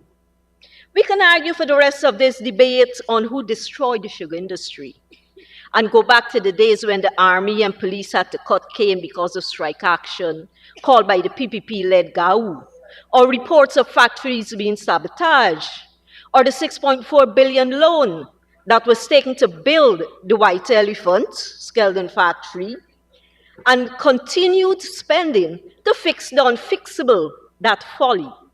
Money should have been used instead to retool Rosal Estate, Enmore Estate, Wales Estate, knowing full well that the loss of the EU preferential market would result in US dollars 37 million annually.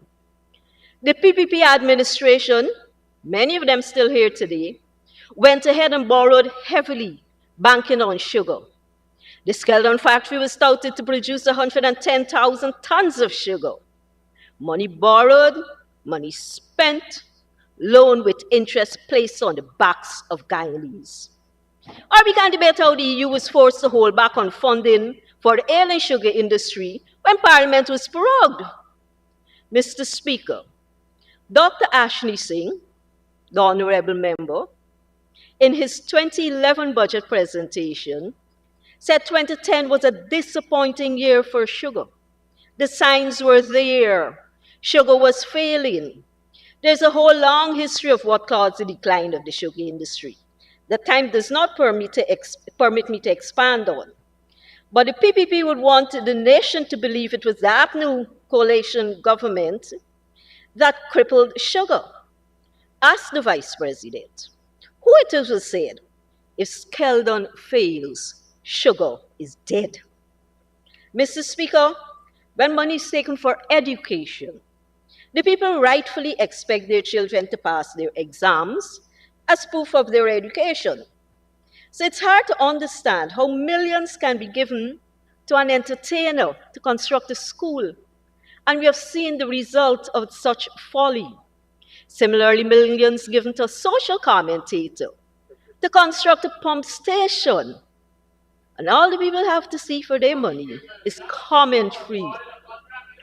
Mr. Speaker, we have the Honorable Vikram Bharat here in this House, and I think the Vice President may be online. And they can tell you about the multilateral schools and how those schools were constructed and the programs offered. Fully functioning gym, as what you would find in the more developed nations. Music rooms, like you would find in the more developed nations. Today we have schools that don't even have an area for children to play. But somehow or the other, we want to talk about holistic development of the children. When money is taken for health care, Mr. Speaker, then the people have a legitimate expectation to go to a health center or hospital and receive care and treatment. They don't expect and should not have to appeal on Facebook for assistance. Almost every day you go to Facebook, there's someone begging for assistance to get medical care. In oil-producing Guyana, the fastest growing economy in the world, where GDP is skyrocketing, people have to take to social media to beg for assistance to cover medical bills. Only yesterday, there was a news report of a young mother accusing the health sector of negligence that resulted in the death of a baby at birth. Today, a teacher at Wakapau, Hinterland Village, Amerindian community, is seeking assistance to cover her medical bills. The village council has joined in asking for help for her. The administration and their supporters would want to say, well, Rome wasn't built today, in a day. Well, it wasn't a day. It was 23 plus 4.5 years of the PPP administration and trillions of dollars later. Just the last 4 years, from 2021 to 2024, the PPP spent over $2.863 trillion. But while their focus is continued on spending, the other side of the equation, the people's expectations remain unmet. Mr. Speaker, colleagues on this side of the House who have spoken before me bemoan the failures in the education sector. And I'm sure that many who will come after me will also highlight where education is failing. And let me say this, Mr. Speaker. We don't view education as a political football. We don't view health as a political football. And this is because of our recognition that a sustainable Guyana, to quote from the budget theme, cannot be achieved if we continue to fail to educate our children. Mr. Speaker, if I'm to focus just a bit on what is happening in education at the primary level, and I'm using data as provided in volume 2 of the budget, indicators. The percentage of children scoring 50% or more in all subjects at the NGSA in 2024, it was 34%. And this year, the administration is hoping to bring that up to 40%, which means that even if that target is reached, more than half our children will still not be having a sound primary education. Mr. Speaker, I spoke of this during the 2024 budget debate. A year later, we are still in the same sad position. Mr. Speaker, we can never hope to develop as a nation when we are failing to provide basic primary education. 27 years of PPP and primary education, the basic building block of the education system, is failing miserably. It is no wonder, therefore, that we have such high dropout rates at the secondary level. When the system fails a child at the primary level, that child finds it difficult to cope at the secondary level. Feeling overwhelmed, the child is more inclined to drop out of school. This, in return, leads to criminal behavior later in life. But I guess the policy of the PPP is to ignore the reality, continue to do what they're doing, and which clearly does not work, have our children continue to fail, wait until they turn to criminal activities, then try to teach them in penal school. Can't understand it.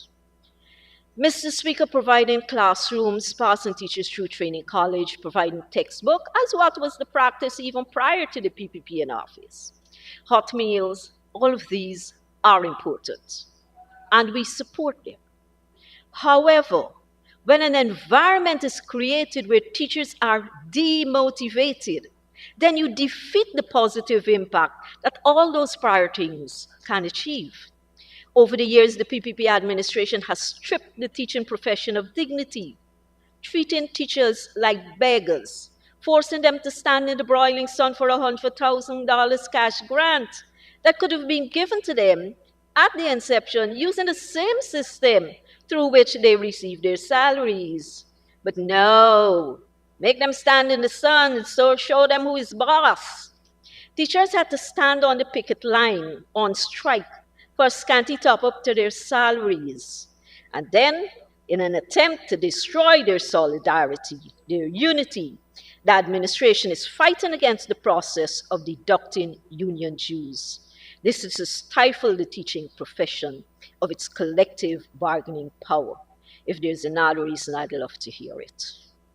The PPP administration could stand here and scream and shout until doomsday of what they've done. But bottom line, as from the statistics they have provided, after all the spending, the chest beating, the clashing of cymbals and all the noise, our children are not coming out of school with an education, most of them. Mr. Speaker, school is no longer a safe space. Instead, we have gangs operating in schools, unheard of a few short years ago. Teachers are forced to operate under a cloud of fear. Children are being assaulted right in the schools. Where is this secure Guyana? Again, taken from the theme of Budget 2025, secure Guyana. Where is that secure Guyana for our teachers? Mr. Speaker, there was a lot of table thumping and applause as this House was regaled with how many STEM clubs were created. Mr. Speaker, STEM, where the M is for math. The reality, the data is, about 7 out of every 10 children are failing math. Where will the next generation of engineers, technicians, welders, architects come from? We do not provide an education system where children are passing in math. And Mr. Speaker, if I'm to turn to post-secondary education and the TVET rates, Mr. Speaker, the story is not much different. It is the same dismal performance. Enrollment, and even those who enroll, how they're absorbed into professions, into the labor force. The data as provided by the PPP administration tells a very dark and dismal picture when we look into the future of this country. And as I'm on the topic of data, Mr. Speaker, please let me remind that we're still waiting on the 2022 census. This is 2025, and we cannot have the 2022 census. Again, money spent and nothing to show for it. How can proper planning for sustainable development be done when you don't even know the present status of households? Or is it the data of oil-rich Guyana is too shocking, would reveal too much? Are they looking to re-engineer the data? And that is why the census has not yet been released. Moving on, Mr. Speaker, I know my colleagues will speak more about the sector. Mr. Speaker, now I can't sing to save my life. But there's a very popular gospel. We are a chosen generation. All I require for life, God has given me. Mr. Speaker, every Guyanese ought to be rejoicing. Rich, fertile land, gold, diamond, other minerals, fresh water. Ours is a land of abundant resources. Then, of course, there is the bounty that's been harvested in our exclusive economic zone of our coastline. Every Guyanese should be enjoying nice time. But the sad reality is that too many of our people are forced to exist. I cannot say live. They are forced to exist, somehow survive in poverty, while they watch on as the bounty of their land is exploited to enrich a few. Mr. Speaker, in the prayer at the commencement of our sitting, we implore divine guidance from words that come from the depth of truth. But if I could, I would have done probably a Robert De Niro impersonation and say to my colleagues over at that side of the house, you cannot handle the truth. Because the truth is that only the friends of the one Guyana are enjoying the bounty of this land. And the truth of the masses, that 48%, they cannot even afford proper nutrition. 20% of our children are living in severe food poverty. The PPP administration may want to split hairs and argue over food poverty, malnutrition, undernutrition, but the bottom line is, for 20% of our children, their parents can barely afford to provide 2 food groups per day, when 8 are needed for adequate child nutrition. This is the data from the United Nations Children Fund. Child food poverty, addressing nutrition deprivation in early childhood 2024. Mr. Speaker, the same report stated that 40% of our children in Guyana are experiencing moderate child food poverty. because they are fed 3 to 4 food groups per day, barely half of what is needed. That is the truth of the masses. And this is happening in our country, an agriculture-based economy, now with the added bonus of oil, the fastest growing economy in the world. Mr. Speaker, parents cannot afford sanitary napkins for their teenage daughters. Mr. Speaker, that is the truth of parents, and it is recognized by the PPP. But instead of helping parents, enabling them to provide for the young ladies, the PPP steps in with cameras and full media exposure showing the world that they are providing sanitary napkins for our young women. The Menstrual Hygiene Initiative to End Poverty. Honorable member, you will need an extension to complete. Mr. Speaker, I move that the honourable member be given 5 minutes to conclude our presentation. Thank you, honorable member. You may proceed. Thank you, Mr. Speaker. Thank you, Chief Whip. Mr. Speaker, what that program does is that it exposes our young women to taunts and derogatory remarks, and even to the prime prince of pedophile. In a country earning from its oil resources alone $6 to $4 million each hour, fathers and mothers cannot afford to provide sanitary napkins for their daughters. That, Mr. Speaker, is the truth of poverty in oil-rich Guyana. In our country where our GDP almost doubled by the first half of 2024, poverty abounds.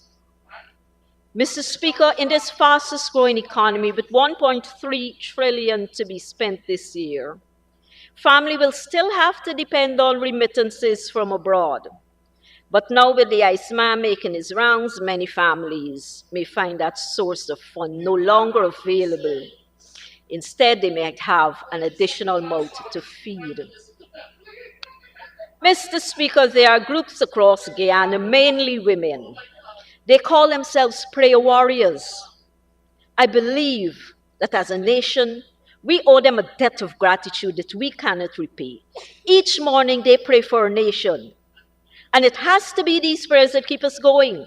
How else can our single mothers keep food on the table, send their children to school, pay the bills when earning $100,000 or less a month? How else other than by a prayer can those young women working in restaurants and supermarkets survive? Our sweeper cleaners, our security guards in the private sector, laborers. When the opposition brings attention to the spiraling cost of living, the response is, well, cost of living is going up all over the world. True, but we are the chosen generation, blessed to be living in the land of plenty, more natural resources than most countries. Yet in this land of plenty, the masses are forced to survive. Mr. Speaker, I wanted to spend some time talking about media relations and the money that's going to be given to, what is it termed? To increase trust of information provided by the Government Information Agency. Mr. Speaker, the history of media relations of the PPP when they're in office is one of victimization and intimidation. We've not forgotten when Channel 6 was closed down, when a reporter was debarred entry to press briefing at the office of the president, when the advertising doll was weaponized and used against Starbuck News. Mr. Speaker, the Fourth Estate is an integral part of any democracy, as any other part of the three arms of government, the judiciary, the legislature, the administrative. The Fourth Estate is that link between all of government and the people. So it is disrespectful to anyone in government office to refuse to answer questions on matters of state, even if they are answering those questions from the party office. And so, Mr. Speaker, we will be paying attention and questioning allocations there.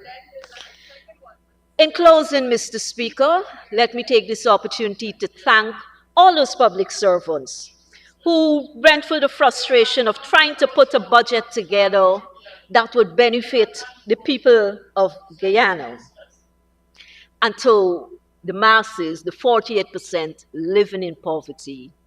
I say to those people, Mr. Speaker, long time done, short time left. Mr. Speaker, as I said, health is not a political football. Education is not a political football. They're too important to the development of our country. And so, Mr. Speaker, the AFC in government will adopt a policy that will see an inclusive approach to fixing our education sector. Civil society, the business sector, the government, the opposition, and I hope that the Honorable Minister, present Minister of Education, the Honorable Priya Manichan and the Honorable Sonia Parag, Priya Manichan. Okay, great. I hope that those two ministers will at least lend their effort because, Mr. Speaker, we do need to know what not to do. Thank you, Mr. Speaker. Thank you very much, Honorable MP, Ms. Alert. And now for the Honorable Nandrani Kunja.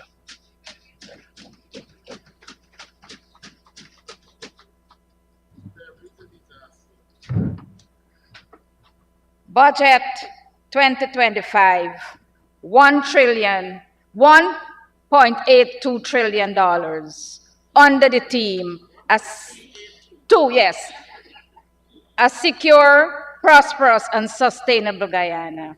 Mr. Speaker, I arise to make my presentation on Budget 2025. But first of all, I would proudly honor our dynamic minister, Honorable Ashni Singh, and his dedicated staff in crafting a budget of this nature, catering for a better life for all Guyanese, which truly reflects a one Guyana.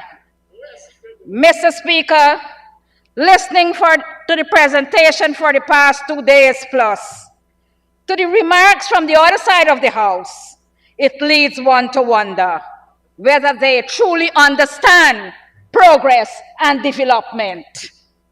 Mr. Speaker, if that is the reason why Guyana, I think that is the reason why Guyana was underdeveloped during their 33 years of tenure in government.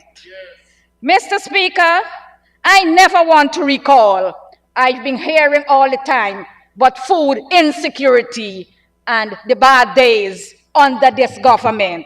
But Mr. Speaker, I never want to recall the days of starvation, no soap to bathe or wash our dirty clothes, the long lines my parents lined up to buy basic food items, and at the end of the line was told, all done.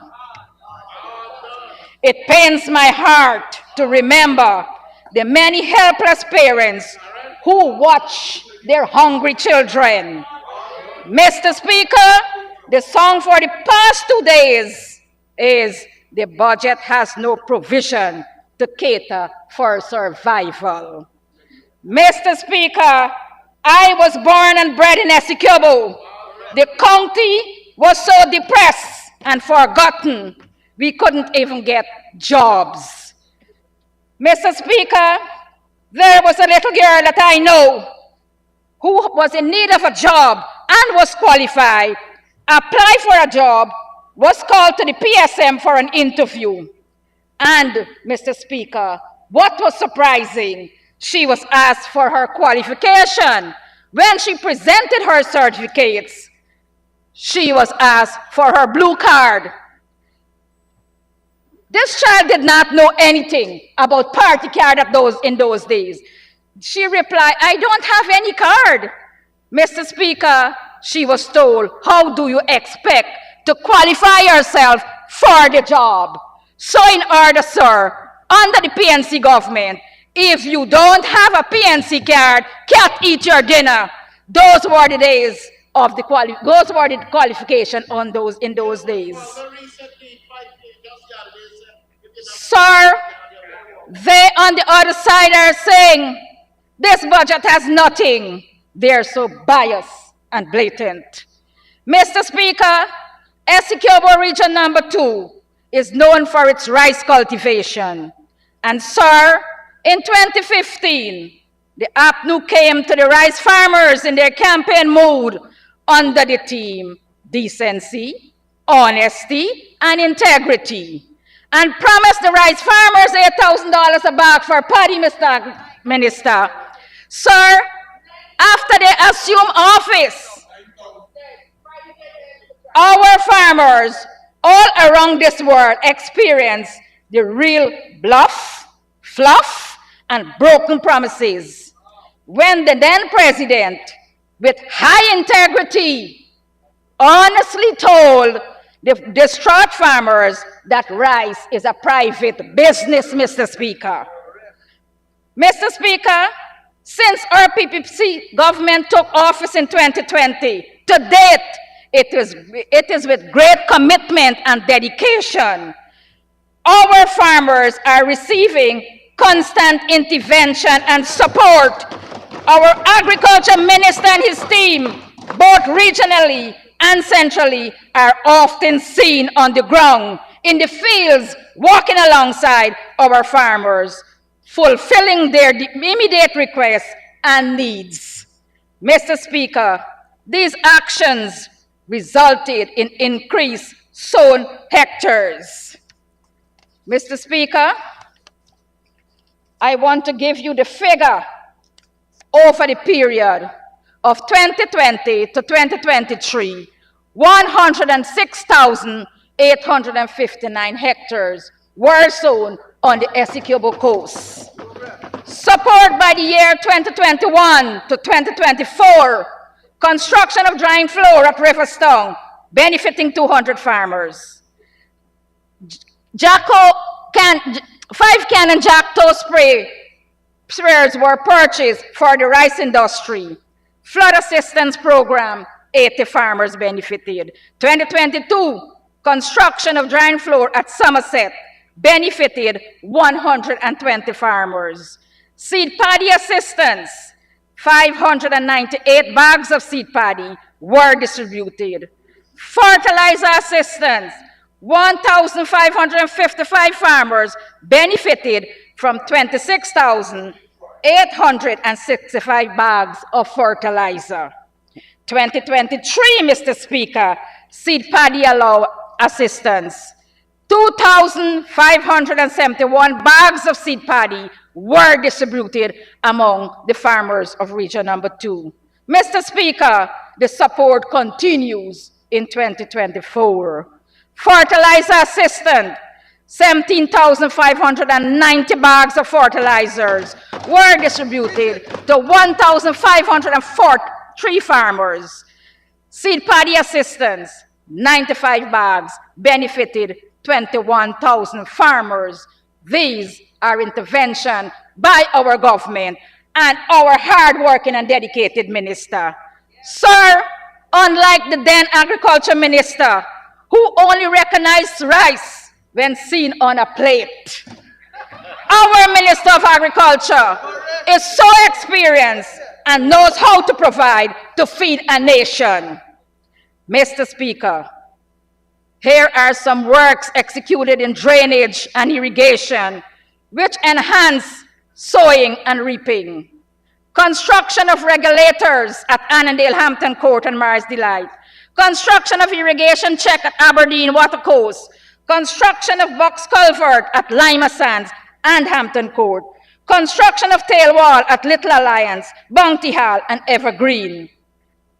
Rehabilitation of flap gate at Goodington. Rehabilitation of culvert at Hivonia. Rehabilitation of sea sluice at Underniming. Rehabilitation of drainage structure from Anna Regina to Westbury Coffee Grove, Adventure, and Fairfield.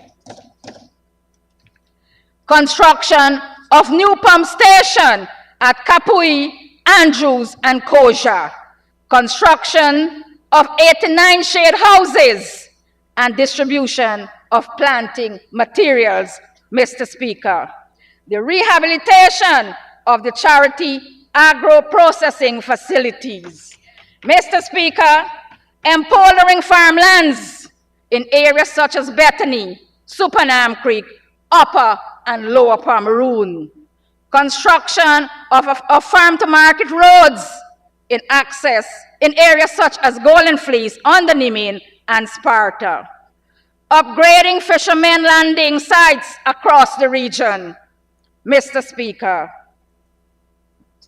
several revetments were constructed in various areas, securing our lands from sliding and also curtail flooding. Mr. Speaker, our PPP civic government supports every agency under agriculture securing food. Not only the rice production area, Mr. Speaker, aquaculture. In aquaculture, the tambaki species is successfully being farmed in the communities of Mashabo, Kapui Lake, and Mense Lake, benefiting 2,000 of our Amerindian brothers and sisters. There are 6 outgrown cages and 3 fingerling cages in these communities. In 2024, the production yield accounted for 1,106 heads of tambaki, which weigh 3,371 pounds. Mr. Speaker, these fish ranges in size from 3 to 6 pounds each and sold at a cost of $500.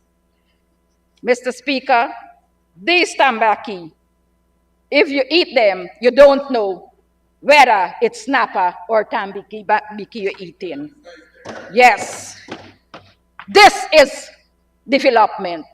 This is support for our very hard-working farmers who need to survive, who needs to bring food on our table, and we must acknowledge those farmers. Sir, this project is a personal initiative of our president and is well accepted by our indigenous brothers and sisters who are eagerly awaiting on the passage of this 2025 budget for their expansion plan of additional grow-out cages and 2 other species. Sir, the Anna Regina Fish Culture Station is being upgraded to support aquaculture development in my region. Works completed in 2024 are installation of an improved water supply to support increased production. We are planning far ahead with the support of our government. Construction of a concrete base to support aquaculture tanks. Procurement of 10 3,000 liters plastic tanks for the fingerling productions. Work planned for 2025 are installation of blowers, air lines, and diffusers to provide aerations for tanks. Provision of a generator for emergency power supply. Activities planned for 2025. With the ongoing upgrades of the Anna Regina Fish Culture Station is expected to conduct the following activities to support aquaculture development in the region. Rearing of tambaki fingerlings, commencing in March. Production of all male red tilapia fingerlings in April. Provision of these tilapia fingerlings to existing and new farmers. This sector is expanding, Mr. Speaker. Mr. Speaker, you heard of my region's plan, and we are eagerly awaiting on the passage of this 2025 budget, and yet, Mr. Speaker, my colleagues on the other side of this honorable House are saying this budget reflects nothing, absolutely nothing. Sir, I wish to draw the attention of my colleague, Honorable Frank Anthony, for more eye surgeries and hearing aids are needed in our country. Livestock.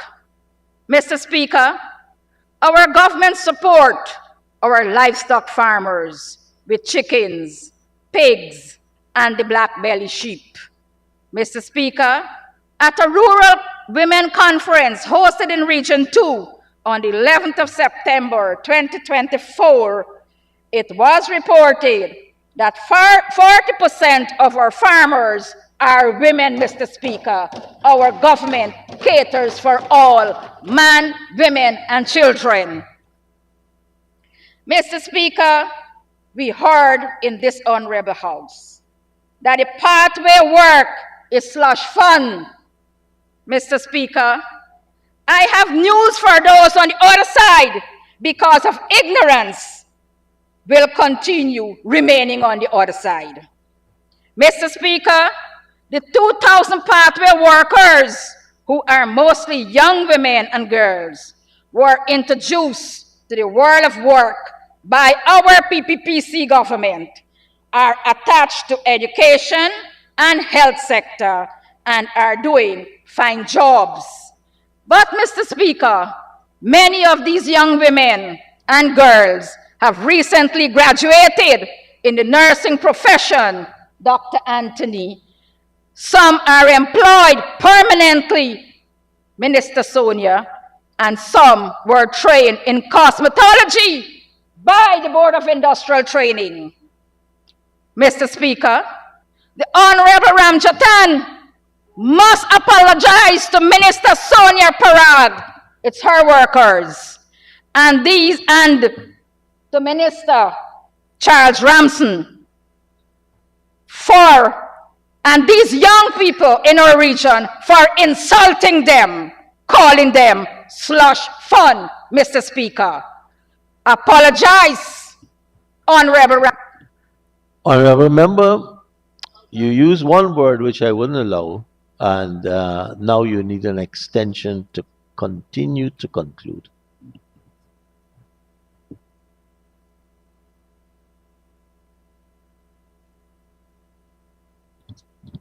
Mr. Speaker, I'd like to ask the honorable member to have 5 minutes, please, to continue. Thank you, Minister Teixeira. Honorable Member, you may continue. Thank you, Mr. Speaker. Housing and water, I will like to touch a little. Mr. Speaker, housing schemes are seen everywhere, but these schemes do not come on a platter. It was done with feasibility study, the clearing of jungles and swamps, the homes of tigers and crocodiles, into budding housing schemes. Mr. Speaker, the plantations in Joseph, Charity, and on the Nimin Phase 4 were no different. Mr. Speaker, our caring government and minister, our two ministers, developed them into housing schemes that are livable. Education. Mr. Speaker, 8 new schools were constructed and another 7 were extended. All school and educational facilities were upgraded, rehabilitated, and maintained. Mr. Speaker, for the first time in history, a special needs school is constructed in region number 2 and is in operation thanks to our government and Honorable Minister Priyamani Chan. It is indeed, right, we're taking care from the cradle to the grave. Mr. Speaker, water. For the first time, we, the resident, will see clean and treated water that will be flowing in our homes within the Lalunian Good Hope areas, the new treated water plant, and the drilling of the well at Underniming to the cost of approximately $2 billion will be commissioned in the first quarter of this year. Mr. Speaker, that is development. Water is life. What is life here? What is life? Mr. Speaker, 12,887 students benefited from the Because We Care cash grant. Successful distribution of teachers' cash grant to all schools on a timely basis to enhance a creative and conducive learning environment. Mr. Speaker, 2024 CXC results. 7 top students are from Anna Regina Secondary, Region Number 2.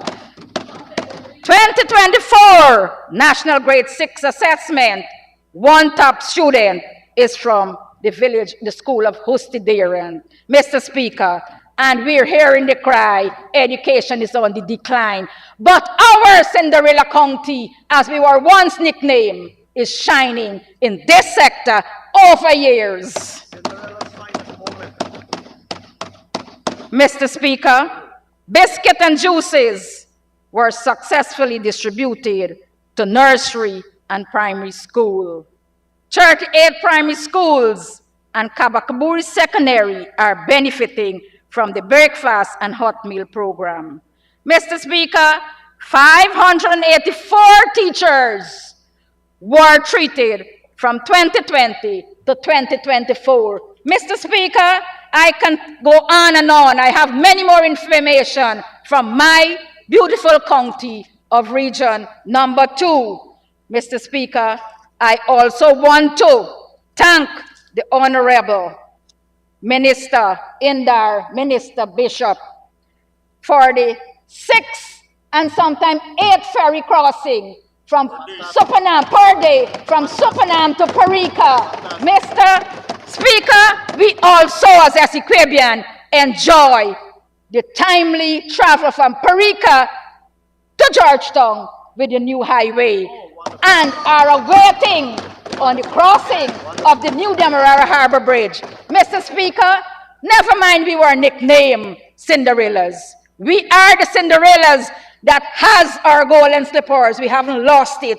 We are traveling also to Timeri Airport and out in comfort and style. Thank you, ministers. Thank you, our government of Guyana. This is progress. This is development. This is prosperity. I want to thank you, sir. I will now commit this budget for the smooth passage. Thank you. Thank you very much, Honorable Member, Ms. Kunja. And now for the Honorable Member, Mr. Faisal Jafar Ali.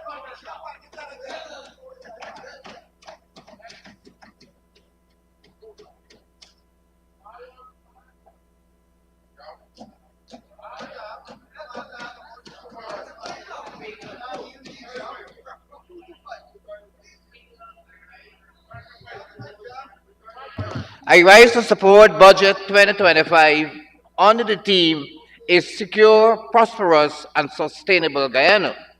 Allow me, Mr. Speaker, to congratulate our honorable and distinguished senior minister within the Office of the President with responsibility for finance and public service, Dr. Ashni Kumar Singh, and the staff of the Ministry of Finance for a well-crafted budget. Mr. Speaker, this budget will see in every village, every creek, every community, every town will see enhanced development in every sector. It is a people-centered budget which will benefit every social economic group within our country. Mr. Speaker, before I continue my budget speech, the Honorable Vince Roy Jordan this morning mentioned that they gone. And this is the attitude of our colleagues on the other side. They come to this house with a lot of half-truths and misinformation, and then they leave. They leave. They does not wait for a response. They run. Yes, I agree they reduced the Burbage Bridge toll by $300, but I want to inform the nation that we, the PPPC, will have a toll-free bridge later on in this year.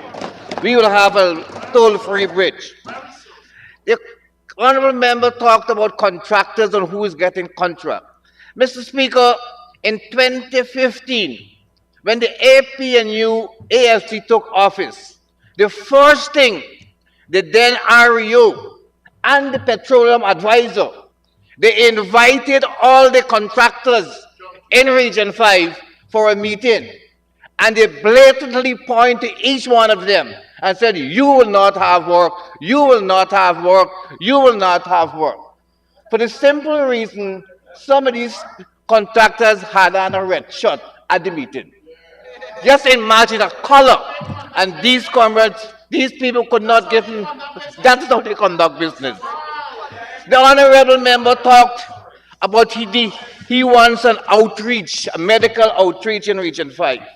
Mr. Speaker, gone are the days that when you have a little fever, you have to run to Fort Welling Hospital or Myconi Hospital. Today in Region 5, I'm proud to say we have 20 health centers across the Region 5. And these health centers are manned by professionals. Some have doctors visiting, midwives, senior nurses, and providing all the services that can be have at a health center. Mr. Speaker, I have a document in my hand with the name of all the health center, the number of staff, and the service that each health center is providing. Mr. Speaker, Mr. Speaker, Mr. Speaker, in keeping with the government's commitment in reducing imports by 25% in 2025, the agriculture in Region 5 will contribute significantly in achieving this important goal. Mr. Speaker, agriculture is the lifeblood of Region 5, where more than 50% of our residents are occupied gainfully in agriculture, whether they be rice farmers, cattle farmers, cash crop farmers, poultry farmers, fishing industry. In any given day, you go to the markets in Georgetown and you see trucks and canisters with farmers' produce from Region 5 coming to Georgetown. Mr. Speaker, the Ministry of Agriculture, through its various programs, had made significant strides in empowering and promoting sustainable agricultural practices. We have implemented measures to enhance irrigation and drainage system, provide farmers with improved varieties, and offer training programs to help them to adopt to modern techniques and increase crop yields while conserving natural resources. In this regard, Mr. Speaker, we have seen massive infrastructure development work. But, Mr. Speaker, before I explain, let me give you briefly what transpired between 2015 and 2020, the records of the AP and UAFC in Region 5. Mr. Speaker, they destroy every piece of drainage and irrigation system in Region 5. Every single piece. Rice farmers had to left the fields. Cash crop farmers, cattle farmers, they had to leave the field because APNU, AFC destroyed the drainage and irrigation infrastructure in Region 5. Mr. Speaker, in the most blatant manner, they remove street lights. They remove street lights. Street lights from communities such as Bath, Bushlot, Woodley Park, Blaymont, Shieldstown. The Honorable Minister Priyamanichan was instrumental at that time to have those street lights placed. But, Mr. Speaker, I wish to inform this House I wish to inform this House that we have replaced those lights. And I also wish to say that AP and UAFC will never get a chance to remove those lights because you will never ever enter the seat of government. Mr. Speaker, early this morning we had a group of young Afro-Guyanese farmers from Seafield. Mr. Speaker, one day Teacher Joy from number 41, Pastor Williams, Mr. Miller, they came to Bad Freedom House and in tears in her eyes, she said, Mr. Jeffrey Ali, we voted for AP and UAFC. We voted for them and this is what they are doing to us. This is what they are doing to us. I said to her, Teacher Joy, whether you vote for AP and UAFC, that is not my concern. I'm concerned about the injustice that's being done to you. Injustice being done to them. They made an attempt to see the then president. When they turned up at the gate of the office of the president, the then Minister of State, who had wanted the land, told the people they can't pass the gate. They can't pass the gate. I made contact with my colleague, the Honorable Anil Nandalal. We were in opposition. And he took the case pro bono to court. And he won the case. Today, those farmers have their land and they are planting their land gainfully. Mr. Speaker, the other one, Mr. Robert Stamp, was across the length and breadth of Region 5, telling people you'll give them $9,000 a bag for paddy, like he did in Essequibo. $9,000 a bag you'll give them for paddy. And after the election, they had this big conference, I think right here at the convention center, when they were told rice is a private business.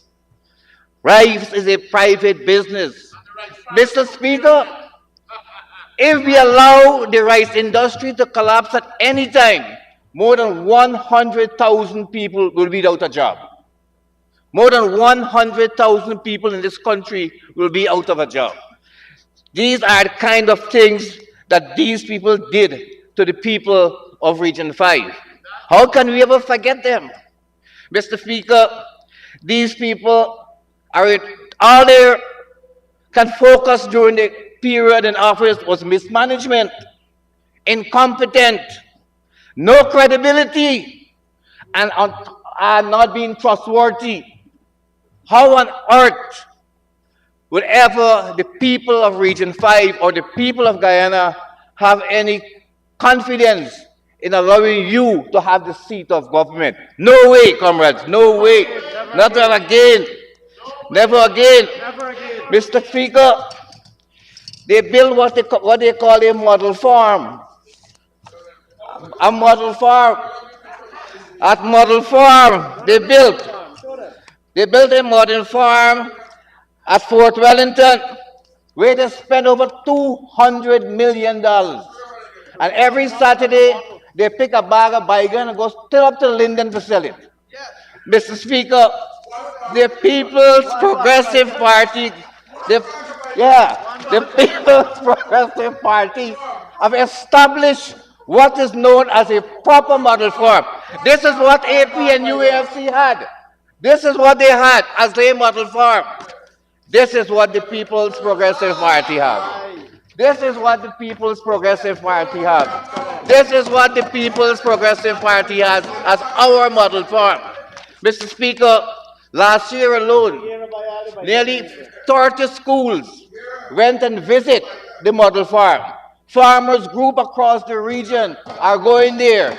Individual farmers are going there. Mr. Speaker, thanks God that we are now building a state-of-the-art hospital on that spot. Mr. Speaker, the AP and UAFC government has really destroyed Region 5 and our country as a whole. And then we hear the talk by Mr. Nigel Hughes, who seems to be the leader of the AFC, whether the AFC... You won't be able to quote Mr. Hughes. He's not in here.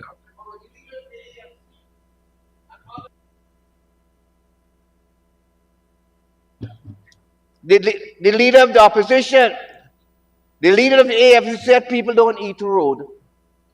The leader of the opposition said we build an infrastructure. Mr. Speaker, I am proud to say I want them to come to this National Assembly and tell the people of Ithaca, where we built 17 roads, which one of the roads we must not build for them. You go and tell them, the AP and UAFC, go and tell the people in Ithaca, go to Rosignol and tell the people of Rosignol where we built 22 roads. Go to Belladrum or Paradise where we built another 15 road. Go to Park, go to Bad Settlement, go to Bushlot. Comrades, this government of the People's Progressive Party, led by Dr. Irfan Ali, is a people-centered government. They don't want us to build infrastructure. Go and tell the people at Bad Settlement or Region 5 that we must not build a new hospital. Tell them that we must not build a new hospital. Mr. Speaker, go and tell the people of Region 5 that we must not build a new state-of-the-art hospital. Or go and tell the people at East and Jacob, where the Honorable Minister went recently, and we opened a brand new health center. A brand new health center that was at Easter and Jacob, Mr. Speaker.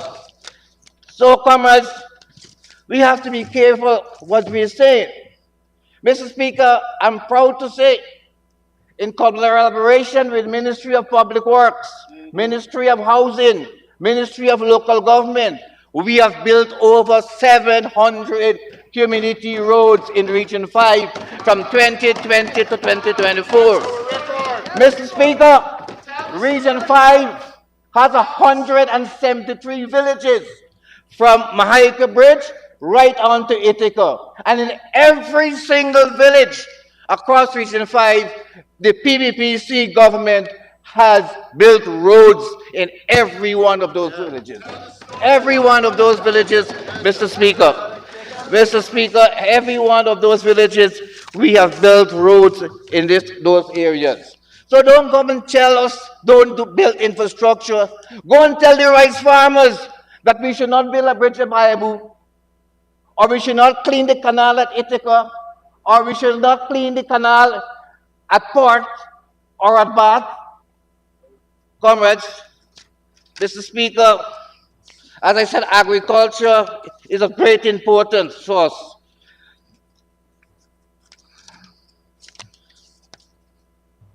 Rice production in Region 5, a total of 175,444.1 acres was sown last year.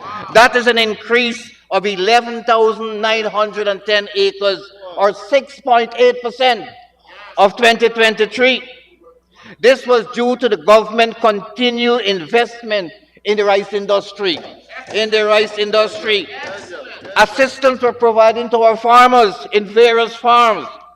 Mr. Speaker, we have seen an increase of acreage also during 2024. Mr. Speaker, livestock development, the black belly sheep, a success story. The breeding bull, a success story. I think the Honorable Minister needs to give the Honorable Mahipal a bull, though. Mr. Speaker, in the fishing sector, we have now gone into prawns production. Mr. Speaker, we have gone now into prawns production in Region 5. And this year we expected to get some $48 million from prawns production. Mr. Speaker, these are the ponds. These are the ponds. And this is the packaged prawn for sale.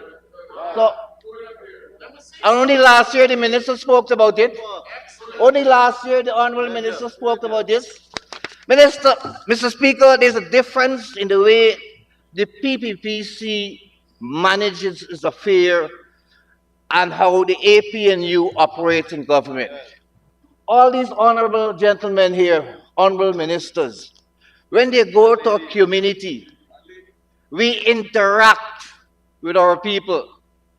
We have conversation with them, and we are able to solve their problems sometimes on the spot. Look at Honorable Minister Deodat Indar went to Baibu, and the issue of electricity was raised. It's a matter of weeks. We were able to get electricity in Baibu. When Honorable Minister Priyamani Chan,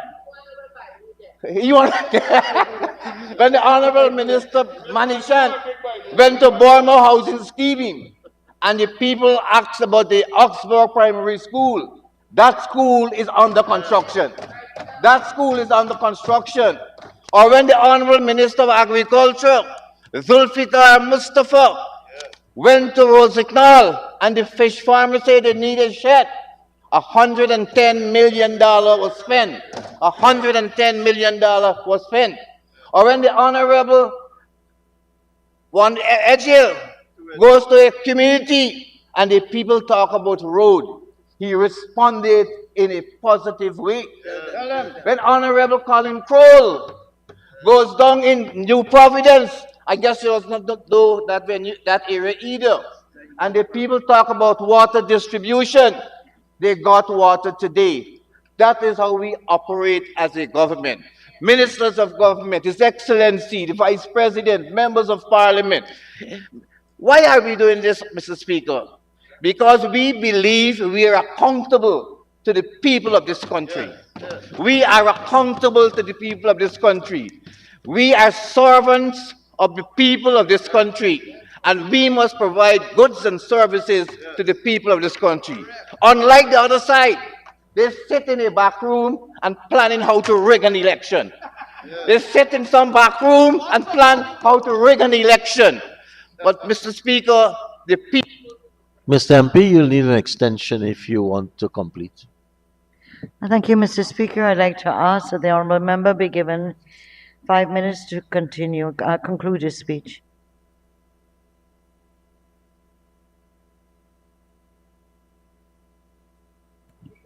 In rigging elections, we believe work with the people, win the election squarely, and we will win again.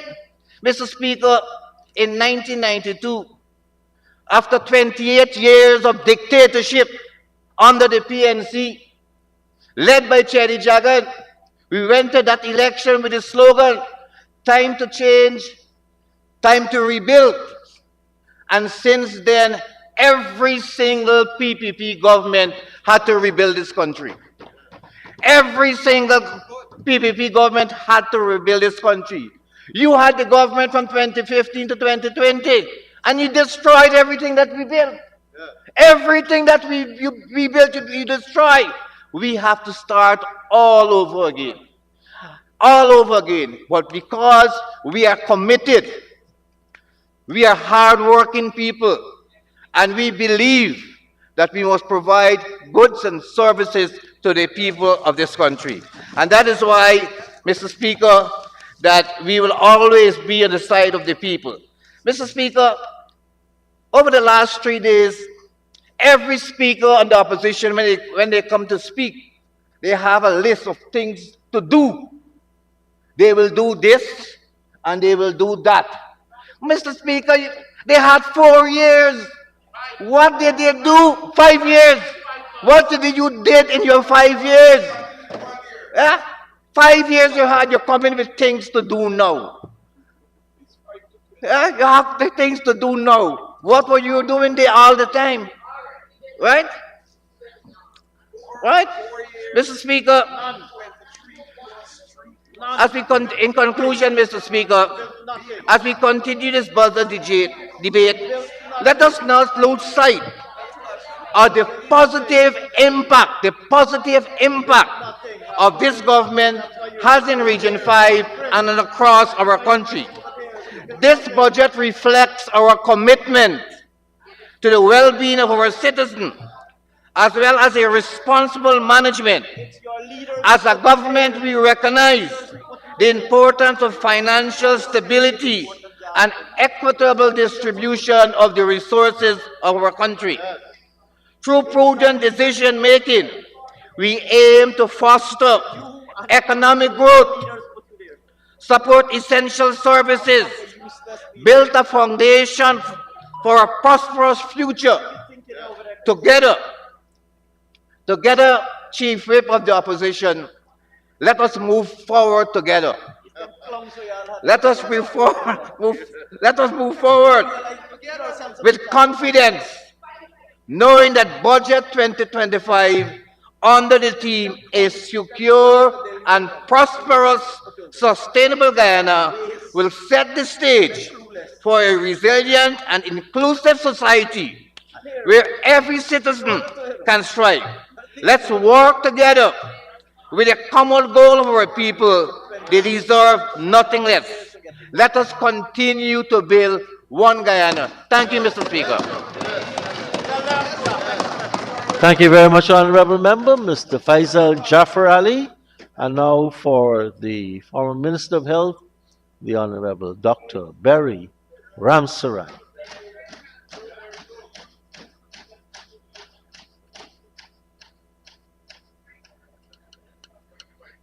Thank you, Mr. Chair.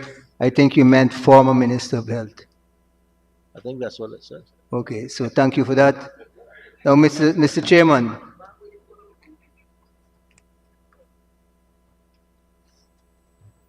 the budget 2025 is radically transforming Guyana. It is also modernizing Guyana. But before I go into that, I'd like to remind you that the budget is a costed plan, whether it be a budget by a housewife or a shopkeeper, but more so the budget by our glorious Minister of Finance, Dr. Ashni Kumar Singh. But what I like to point out, it's not a single man job, it's a team, thanks to the team. But before I get there, Mr. Speaker, I ask you to allow me to make some observations and make a little diversion before I delve into the theme of the matter. And thank you for reminding 20 minutes. Mr. Speaker, before delving into my brief analysis of the budget 2025, allow me to make these few observations. I think it was yesterday and earlier today it was reinforced. There was an observation of malnutrition in childhood malnutrition, to such an extent that I thought I should, as former Minister of Health 2 times, and supporting the new Minister of Health, the incumbent Minister of Health, that we should tackle it. Because it's misleading, and we think it's the misleading nature of it is very deliberate. Mr. Speaker, so before getting into the budget itself, let me make these observations. The malnutrition scare, the malnutrition in childhood malnutrition that was pumped up by certain members of the opposition is based on misrepresentation of facts. This misrepresentation may be due to ignorance of the real situation or to a deliberate effort to misinform the nation. I think you'll all remember what I'm... Honorable Member, please don't impute.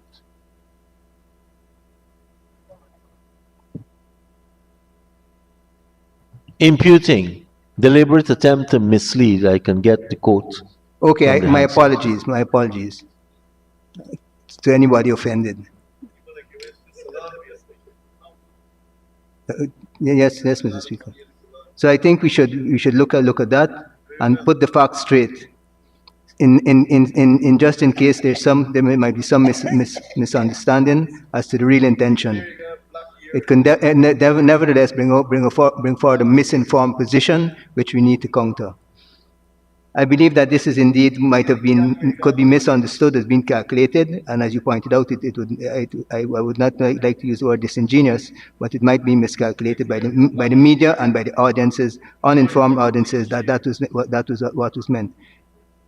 The infinitesimally increase in childhood malnutrition by a factor of some 0.000 something is inconsequential, while we must note it as humanitarians and as medical practitioners and as generally as public health leaders. The truth be told, infant malnutrition ceased to be a problem in the mid-1993. In mid-1993, if I remember, my memory serves me well, when the Georgetown Public Hospital Corporation Malnutrition Ward, which was inherited by the New Era PPPC administration, inherited from the PNC dictatorship, was closed permanently closed, as was the so-called malnutrition clinic at the said hospital. In other words, we actually had a malnutrition ward in the Darting Hospital, overpacked, and we had a clinic.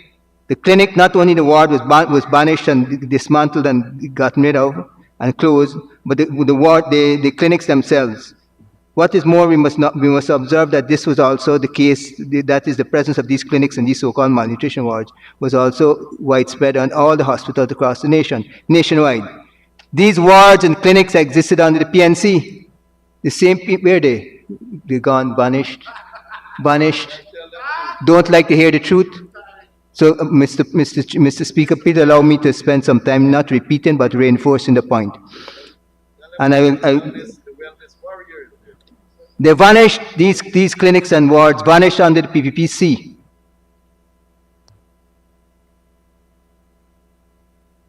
They were usually referred to, or the condition malnutrition was referred to as locally as wapia or white mouth, and in the literature as kwashiko. The late Dr. Anwar Hussain worked in that clinic. So did Dr. Jennifer Westford and I. Childhood malnutrition is not currently a public health problem. I want to use this budget debate and this simple example to call on the opposition MPs to stick to the facts. Stick to the facts. I also want to caution unsuspecting Guyanese, especially supporters of the PNC, now rebanded the APNU. Beware of the subterfuge. In this regard, and through you, Mr. Speaker, and in direct reference to the Honourable Member of Parliament, Ms. Finance, who made a somewhat amateurish attempt at analysis, I'd like to caution Guyanese. Beware of pretty faces and melodious voices peddling confusion. Most of the ladies sitting on the opposition benches are hopelessly confused. And so too, Mr. Chairman, Mr. Speaker, are most of the gentlemen too. Beware of the APNU confusionists. Beware of the APNU confusionists. Look how they were trying to slip in this little misinformation. And it would have drive the wedge, this misinformation, misinform not only the public, but our developmental partners. They could very well would have thought that we were fooling them when this misinformation came out as if it was fact. No budget is perfect, Mr. Speaker. I'm paraphrasing another speaker who went before me a few hours ago. Mr. Speaker, no budget is perfect, and this one is no exception. It is admittedly though only near perfect. I clearly admit it's not perfect, but let me with all modesty say it's near perfect. It is our duty as legislators not to settle for good enough, but to demand more equity, more inclusion, and more action. Our collective duty as legislators is to promote progress and prosperity while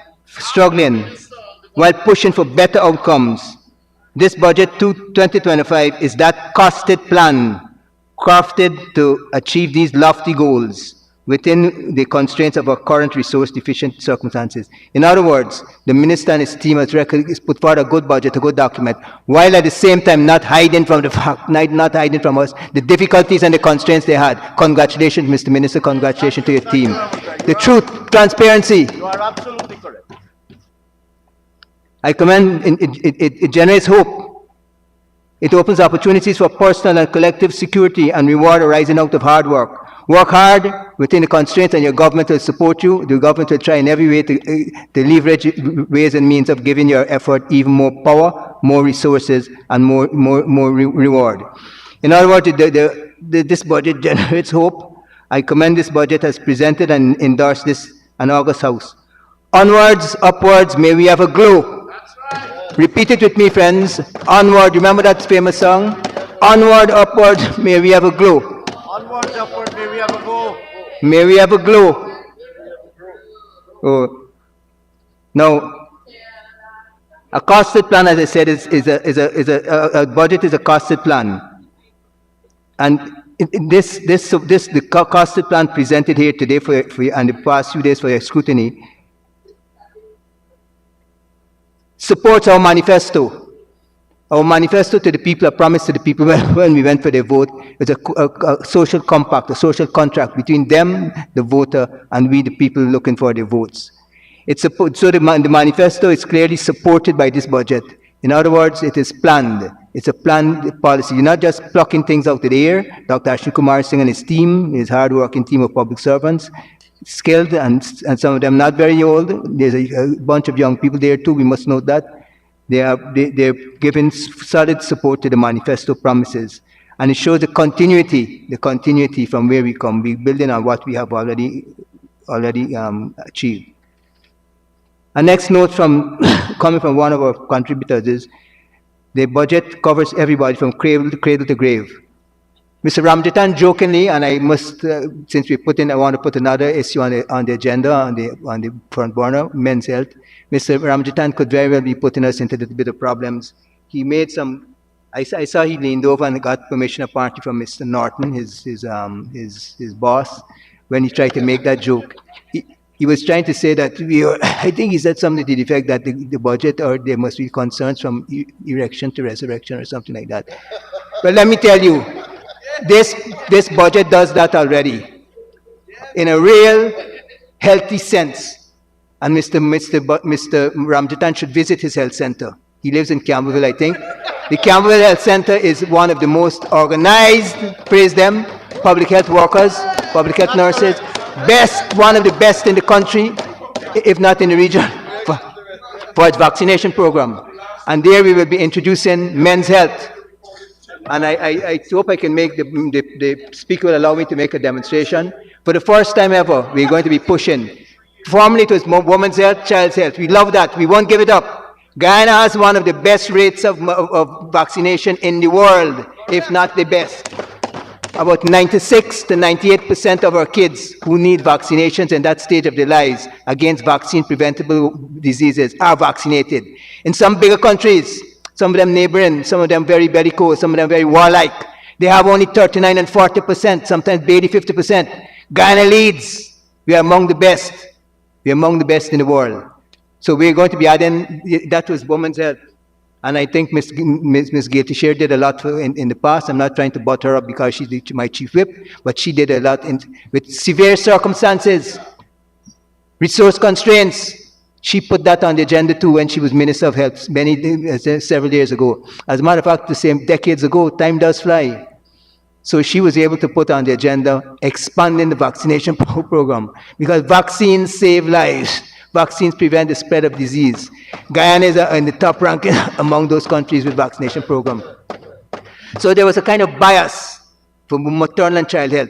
Now we're not saying we're going to get rid of it. We're going to continue that strong forward momentum leading the Caribbean. Guyana is big brother in that regard. But what we're going to be doing, we're going to be begging pardon of the men who we seem to have neglected over the decades. We're going to be putting what? Men's health, Mr. Chairman, Mr. Speaker, on the agenda. That is one of the tidbits, one of the seemingly small things I want to mention.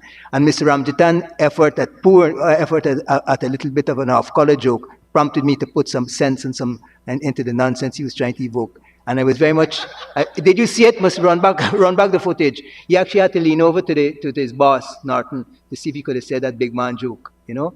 But indeed, it's a problem. It's a problem. Erectile dysfunction can be first indication of several other diseases. Definitely. So don't laugh at it.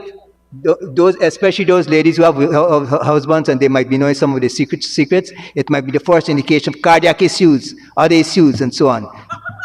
Definitely, because it's all interconnected, right? If you can't perform in one degree, definitely you might be compromised in other degrees. So men's health now will be one. I would like to take this opportunity to put men's health on the agenda. And what we're doing is making it not as an alternative to women's health, but saying when you take your wives to the clinic, when you take your children to the clinic to have themselves looked at in the maternity section, stay there too.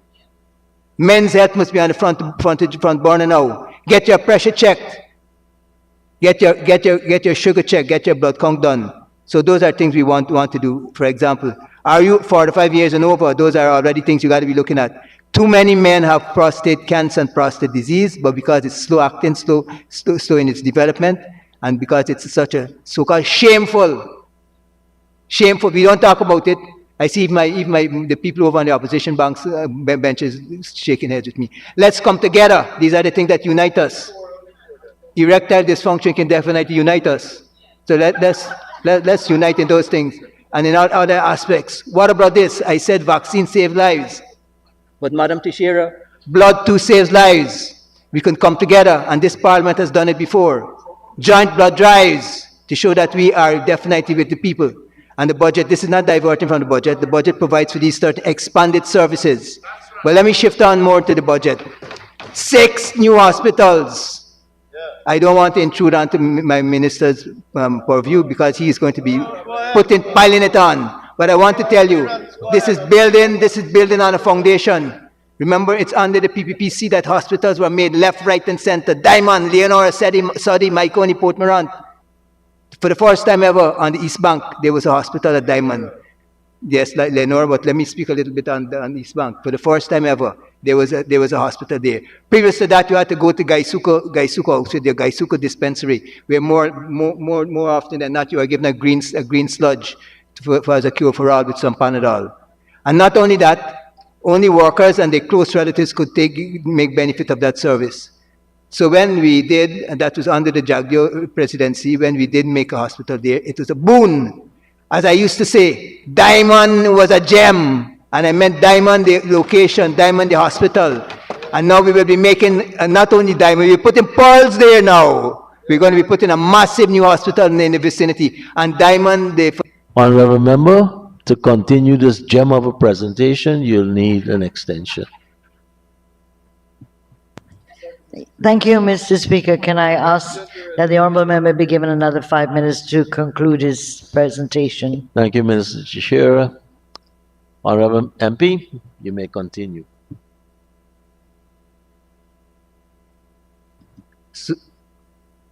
So there are many things that happen in the health sector, and I diverted a little bit. I got a little flustered with that. But we are building on what we constructed, what we did. And then remember, the Diamond facility will not disappear. It will be retrofitted and still pressed into service for the expanded services of the health sector. It might become in a rehab center. So whereas we had just a small little hospital on the East Bank corridor, you'll be having a massive hospital, one of the 6 hospitals, and as Dr. Anthony will tell you later, one of them will be specializing in what? Maternal and child health. So the infant mortality will go, we know it will never meet 0, but it will approximate to 0. And that again is the next thing we must boast about.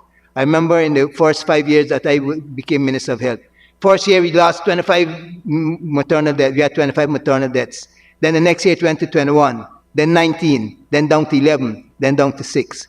And what's more, and that again is when we speak about some of the deaths, the infant deaths and the different things like malnutrition. Some of those maternal deaths were what you call direct and indirect. In 1 January, unfortunately, there were two women died. The only 2 deaths, maternal deaths for that January. One had severe malaria, black water fever, what you call cerebral malaria, and one had advanced stages of HIV/AIDS. So what did they die from? The AIDS or the malaria? Under the conventions, medical conventions, and Madam Teixeira can tell me that this is so too, reprimand me if I'm making a mistake. It means they will go down at maternal deaths. So in that January, you had 2 maternal deaths, which in my opinion, or in the opinion of someone, had nothing to do with the maternity state. As a matter of fact, if you're pregnant, or if a woman is pregnant, and of course only women can be pregnant until now, if you're crossing the road and you get run over and you die, it's a maternal death. So those are some of the things we look at. So when you're talking about malnutrition too, Guyana does not have a problem with malnutrition. In other words, Maga Picnic, White Mouth Picnic, that days are gone since we got rid of the PNC 92, 93. They're gone. Them clinics got to close down. I was part of that process. Dr. Westwood was part of that process. What we have now is a pandemic of obesity, childhood obesity, juvenile obesity. We need to look at that, and the Ministry of Education has to take note of what I'm saying. The canteens policy, too many sugary beverages being sold in the school canteens. We've been making some efforts for the past some time to have cooperation, and I'm happy to announce that Madam Minister of Education is very cooperative and helping us. Canteens policy. We've been able to ban smoke and tobacco from the schools and the school environment, even advertising it. We've been able to ban alcohol and advertisement of alcohol from the schools in the canteens and even nearby. So why can't we do something about sugar? White death, the poison, the white death means salt, and now the sugary debt being the next form of debt. The canteens policy. So I want to point out again that the Minister of Education is very gung-ho on this, a very progressive lady indeed, because canteen policy, because she, of course, is being a mom and knows what I'm speaking about, being enlightened, and in the past was already cooperating with two ministries, two powerful ministries coming together for what? For the future of the country, because we having too much juvenile diabetes emerging, and as I said, we have not a pandemic, not an epidemic, but a pandemic by now, a pandemic of juvenile obesity, which is one of the cornerstones for development into other diseases, cardiac diseases, for example, and even diabetes itself. So those are some of the things we wanted to speak to you about. And at the same time, I want to fade out, Mr. Speaker, with putting men's health on the agenda. We've done well in maternal and child health. We've done health, so we need. I think they realize they're beyond health. Some of them are beyond health. I think they recognize that, Madam Chair, Madam Minister. So, Mr. Speaker, thanks for giving me the extra time. And I'd like to close by saying, Guyana has done well, but this budget will put us in a position to do even better. Let's thank again the Minister, let's thank his team, and let's repeat, there's 6 new hospitals, including one for maternal and child health, specialized. As a matter of fact, we need more staff. We might be even in the initial stage have to import them. And not that we've been anti-Guyanese, we've been realistic. Remember when we made on the Jagdeo the Diamond Leonard study Maikoni Portmont? We had to bring in Cuban specialists, but we used them in a double capacity, not only as technicians and clinicians in these facilities, but as teachers, as professors. We were able to bring back the students we had sent to Cuba, the 1,000 students, and bring them back 1 year early and had them inducted, and they continue training here at those Diamond Leonard study Maikoni Portmont under the tutelage of their professors. Similarly, we're going to be having 2 additional training centers for nurses, one in Saudi and one in Port Moran. My apology, and one in New Amsterdam. Well advanced, unfortunately, due to certain shortage of building materials. Again, due to the fact that there's so much building going on. I see Dr. Anthony is shaking his head. That we're competing, construction sites competing against construction sites for sand, for bricks, for stone, and for steel parts. To metal. So we're having those 2 massive. As a matter of fact, I can put you in the little know. It's the one in New Amsterdam is being constructed on an empty plot that was left after the dismantling of the old New Amsterdam Hospital, which was then relocated a few years back to the new location near the mental hospital, near to the bridge, the Kanchi Bridge. So things are happening. Not only are we building facilities to house the patients and manage the patients and treat the patient, but we're creating modern facilities where nurses can be trained. And not a nurse teaching a nurse, not an old nurse teaching a nurse, but with equipped classrooms, technically equipped, where you can have sessions showing them how to do the actual mock-up sessions. Simulation, I think it's called. I'm missing, what's the word? Simulation centers. You see, I'm getting a bit, it's late in the evening and I'm getting a bit tired. So, Mr. Chair, thank you for that. Thank you for the opportunity to be able to explain to you. And I recommend this budget wholeheartedly. This budget will keep us stay in the course for better development and propelling Guyana into the modernizing Guyana. Thank you, Mr. Speaker. Thank you very much, Honorable Member, Ms. Dr. Barry Ramsaran.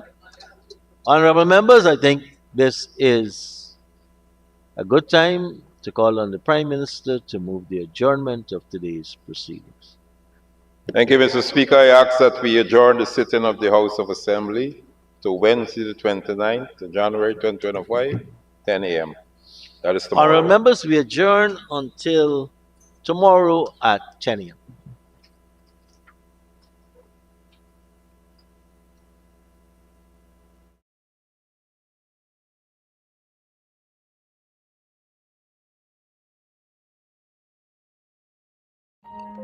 Struggle is we struggle, and we don't look for trouble, just ask around. But when outside faces from foreign places talk about taking over, we ain't backing down. We ain't giving up no mountains, we ain't giving up no tree, we ain't giving up no river. that belongs to we.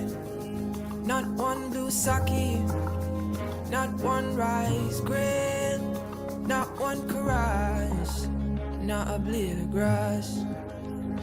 This land is all I know. We gonna make it somehow. We will bend like a bow and never break. Our fathers came here and they lived and died here, and we ain't moving nowhere. Make no mistake, 'cause we ain't giving up no mountain, we ain't giving up no tree, we ain't giving up no river.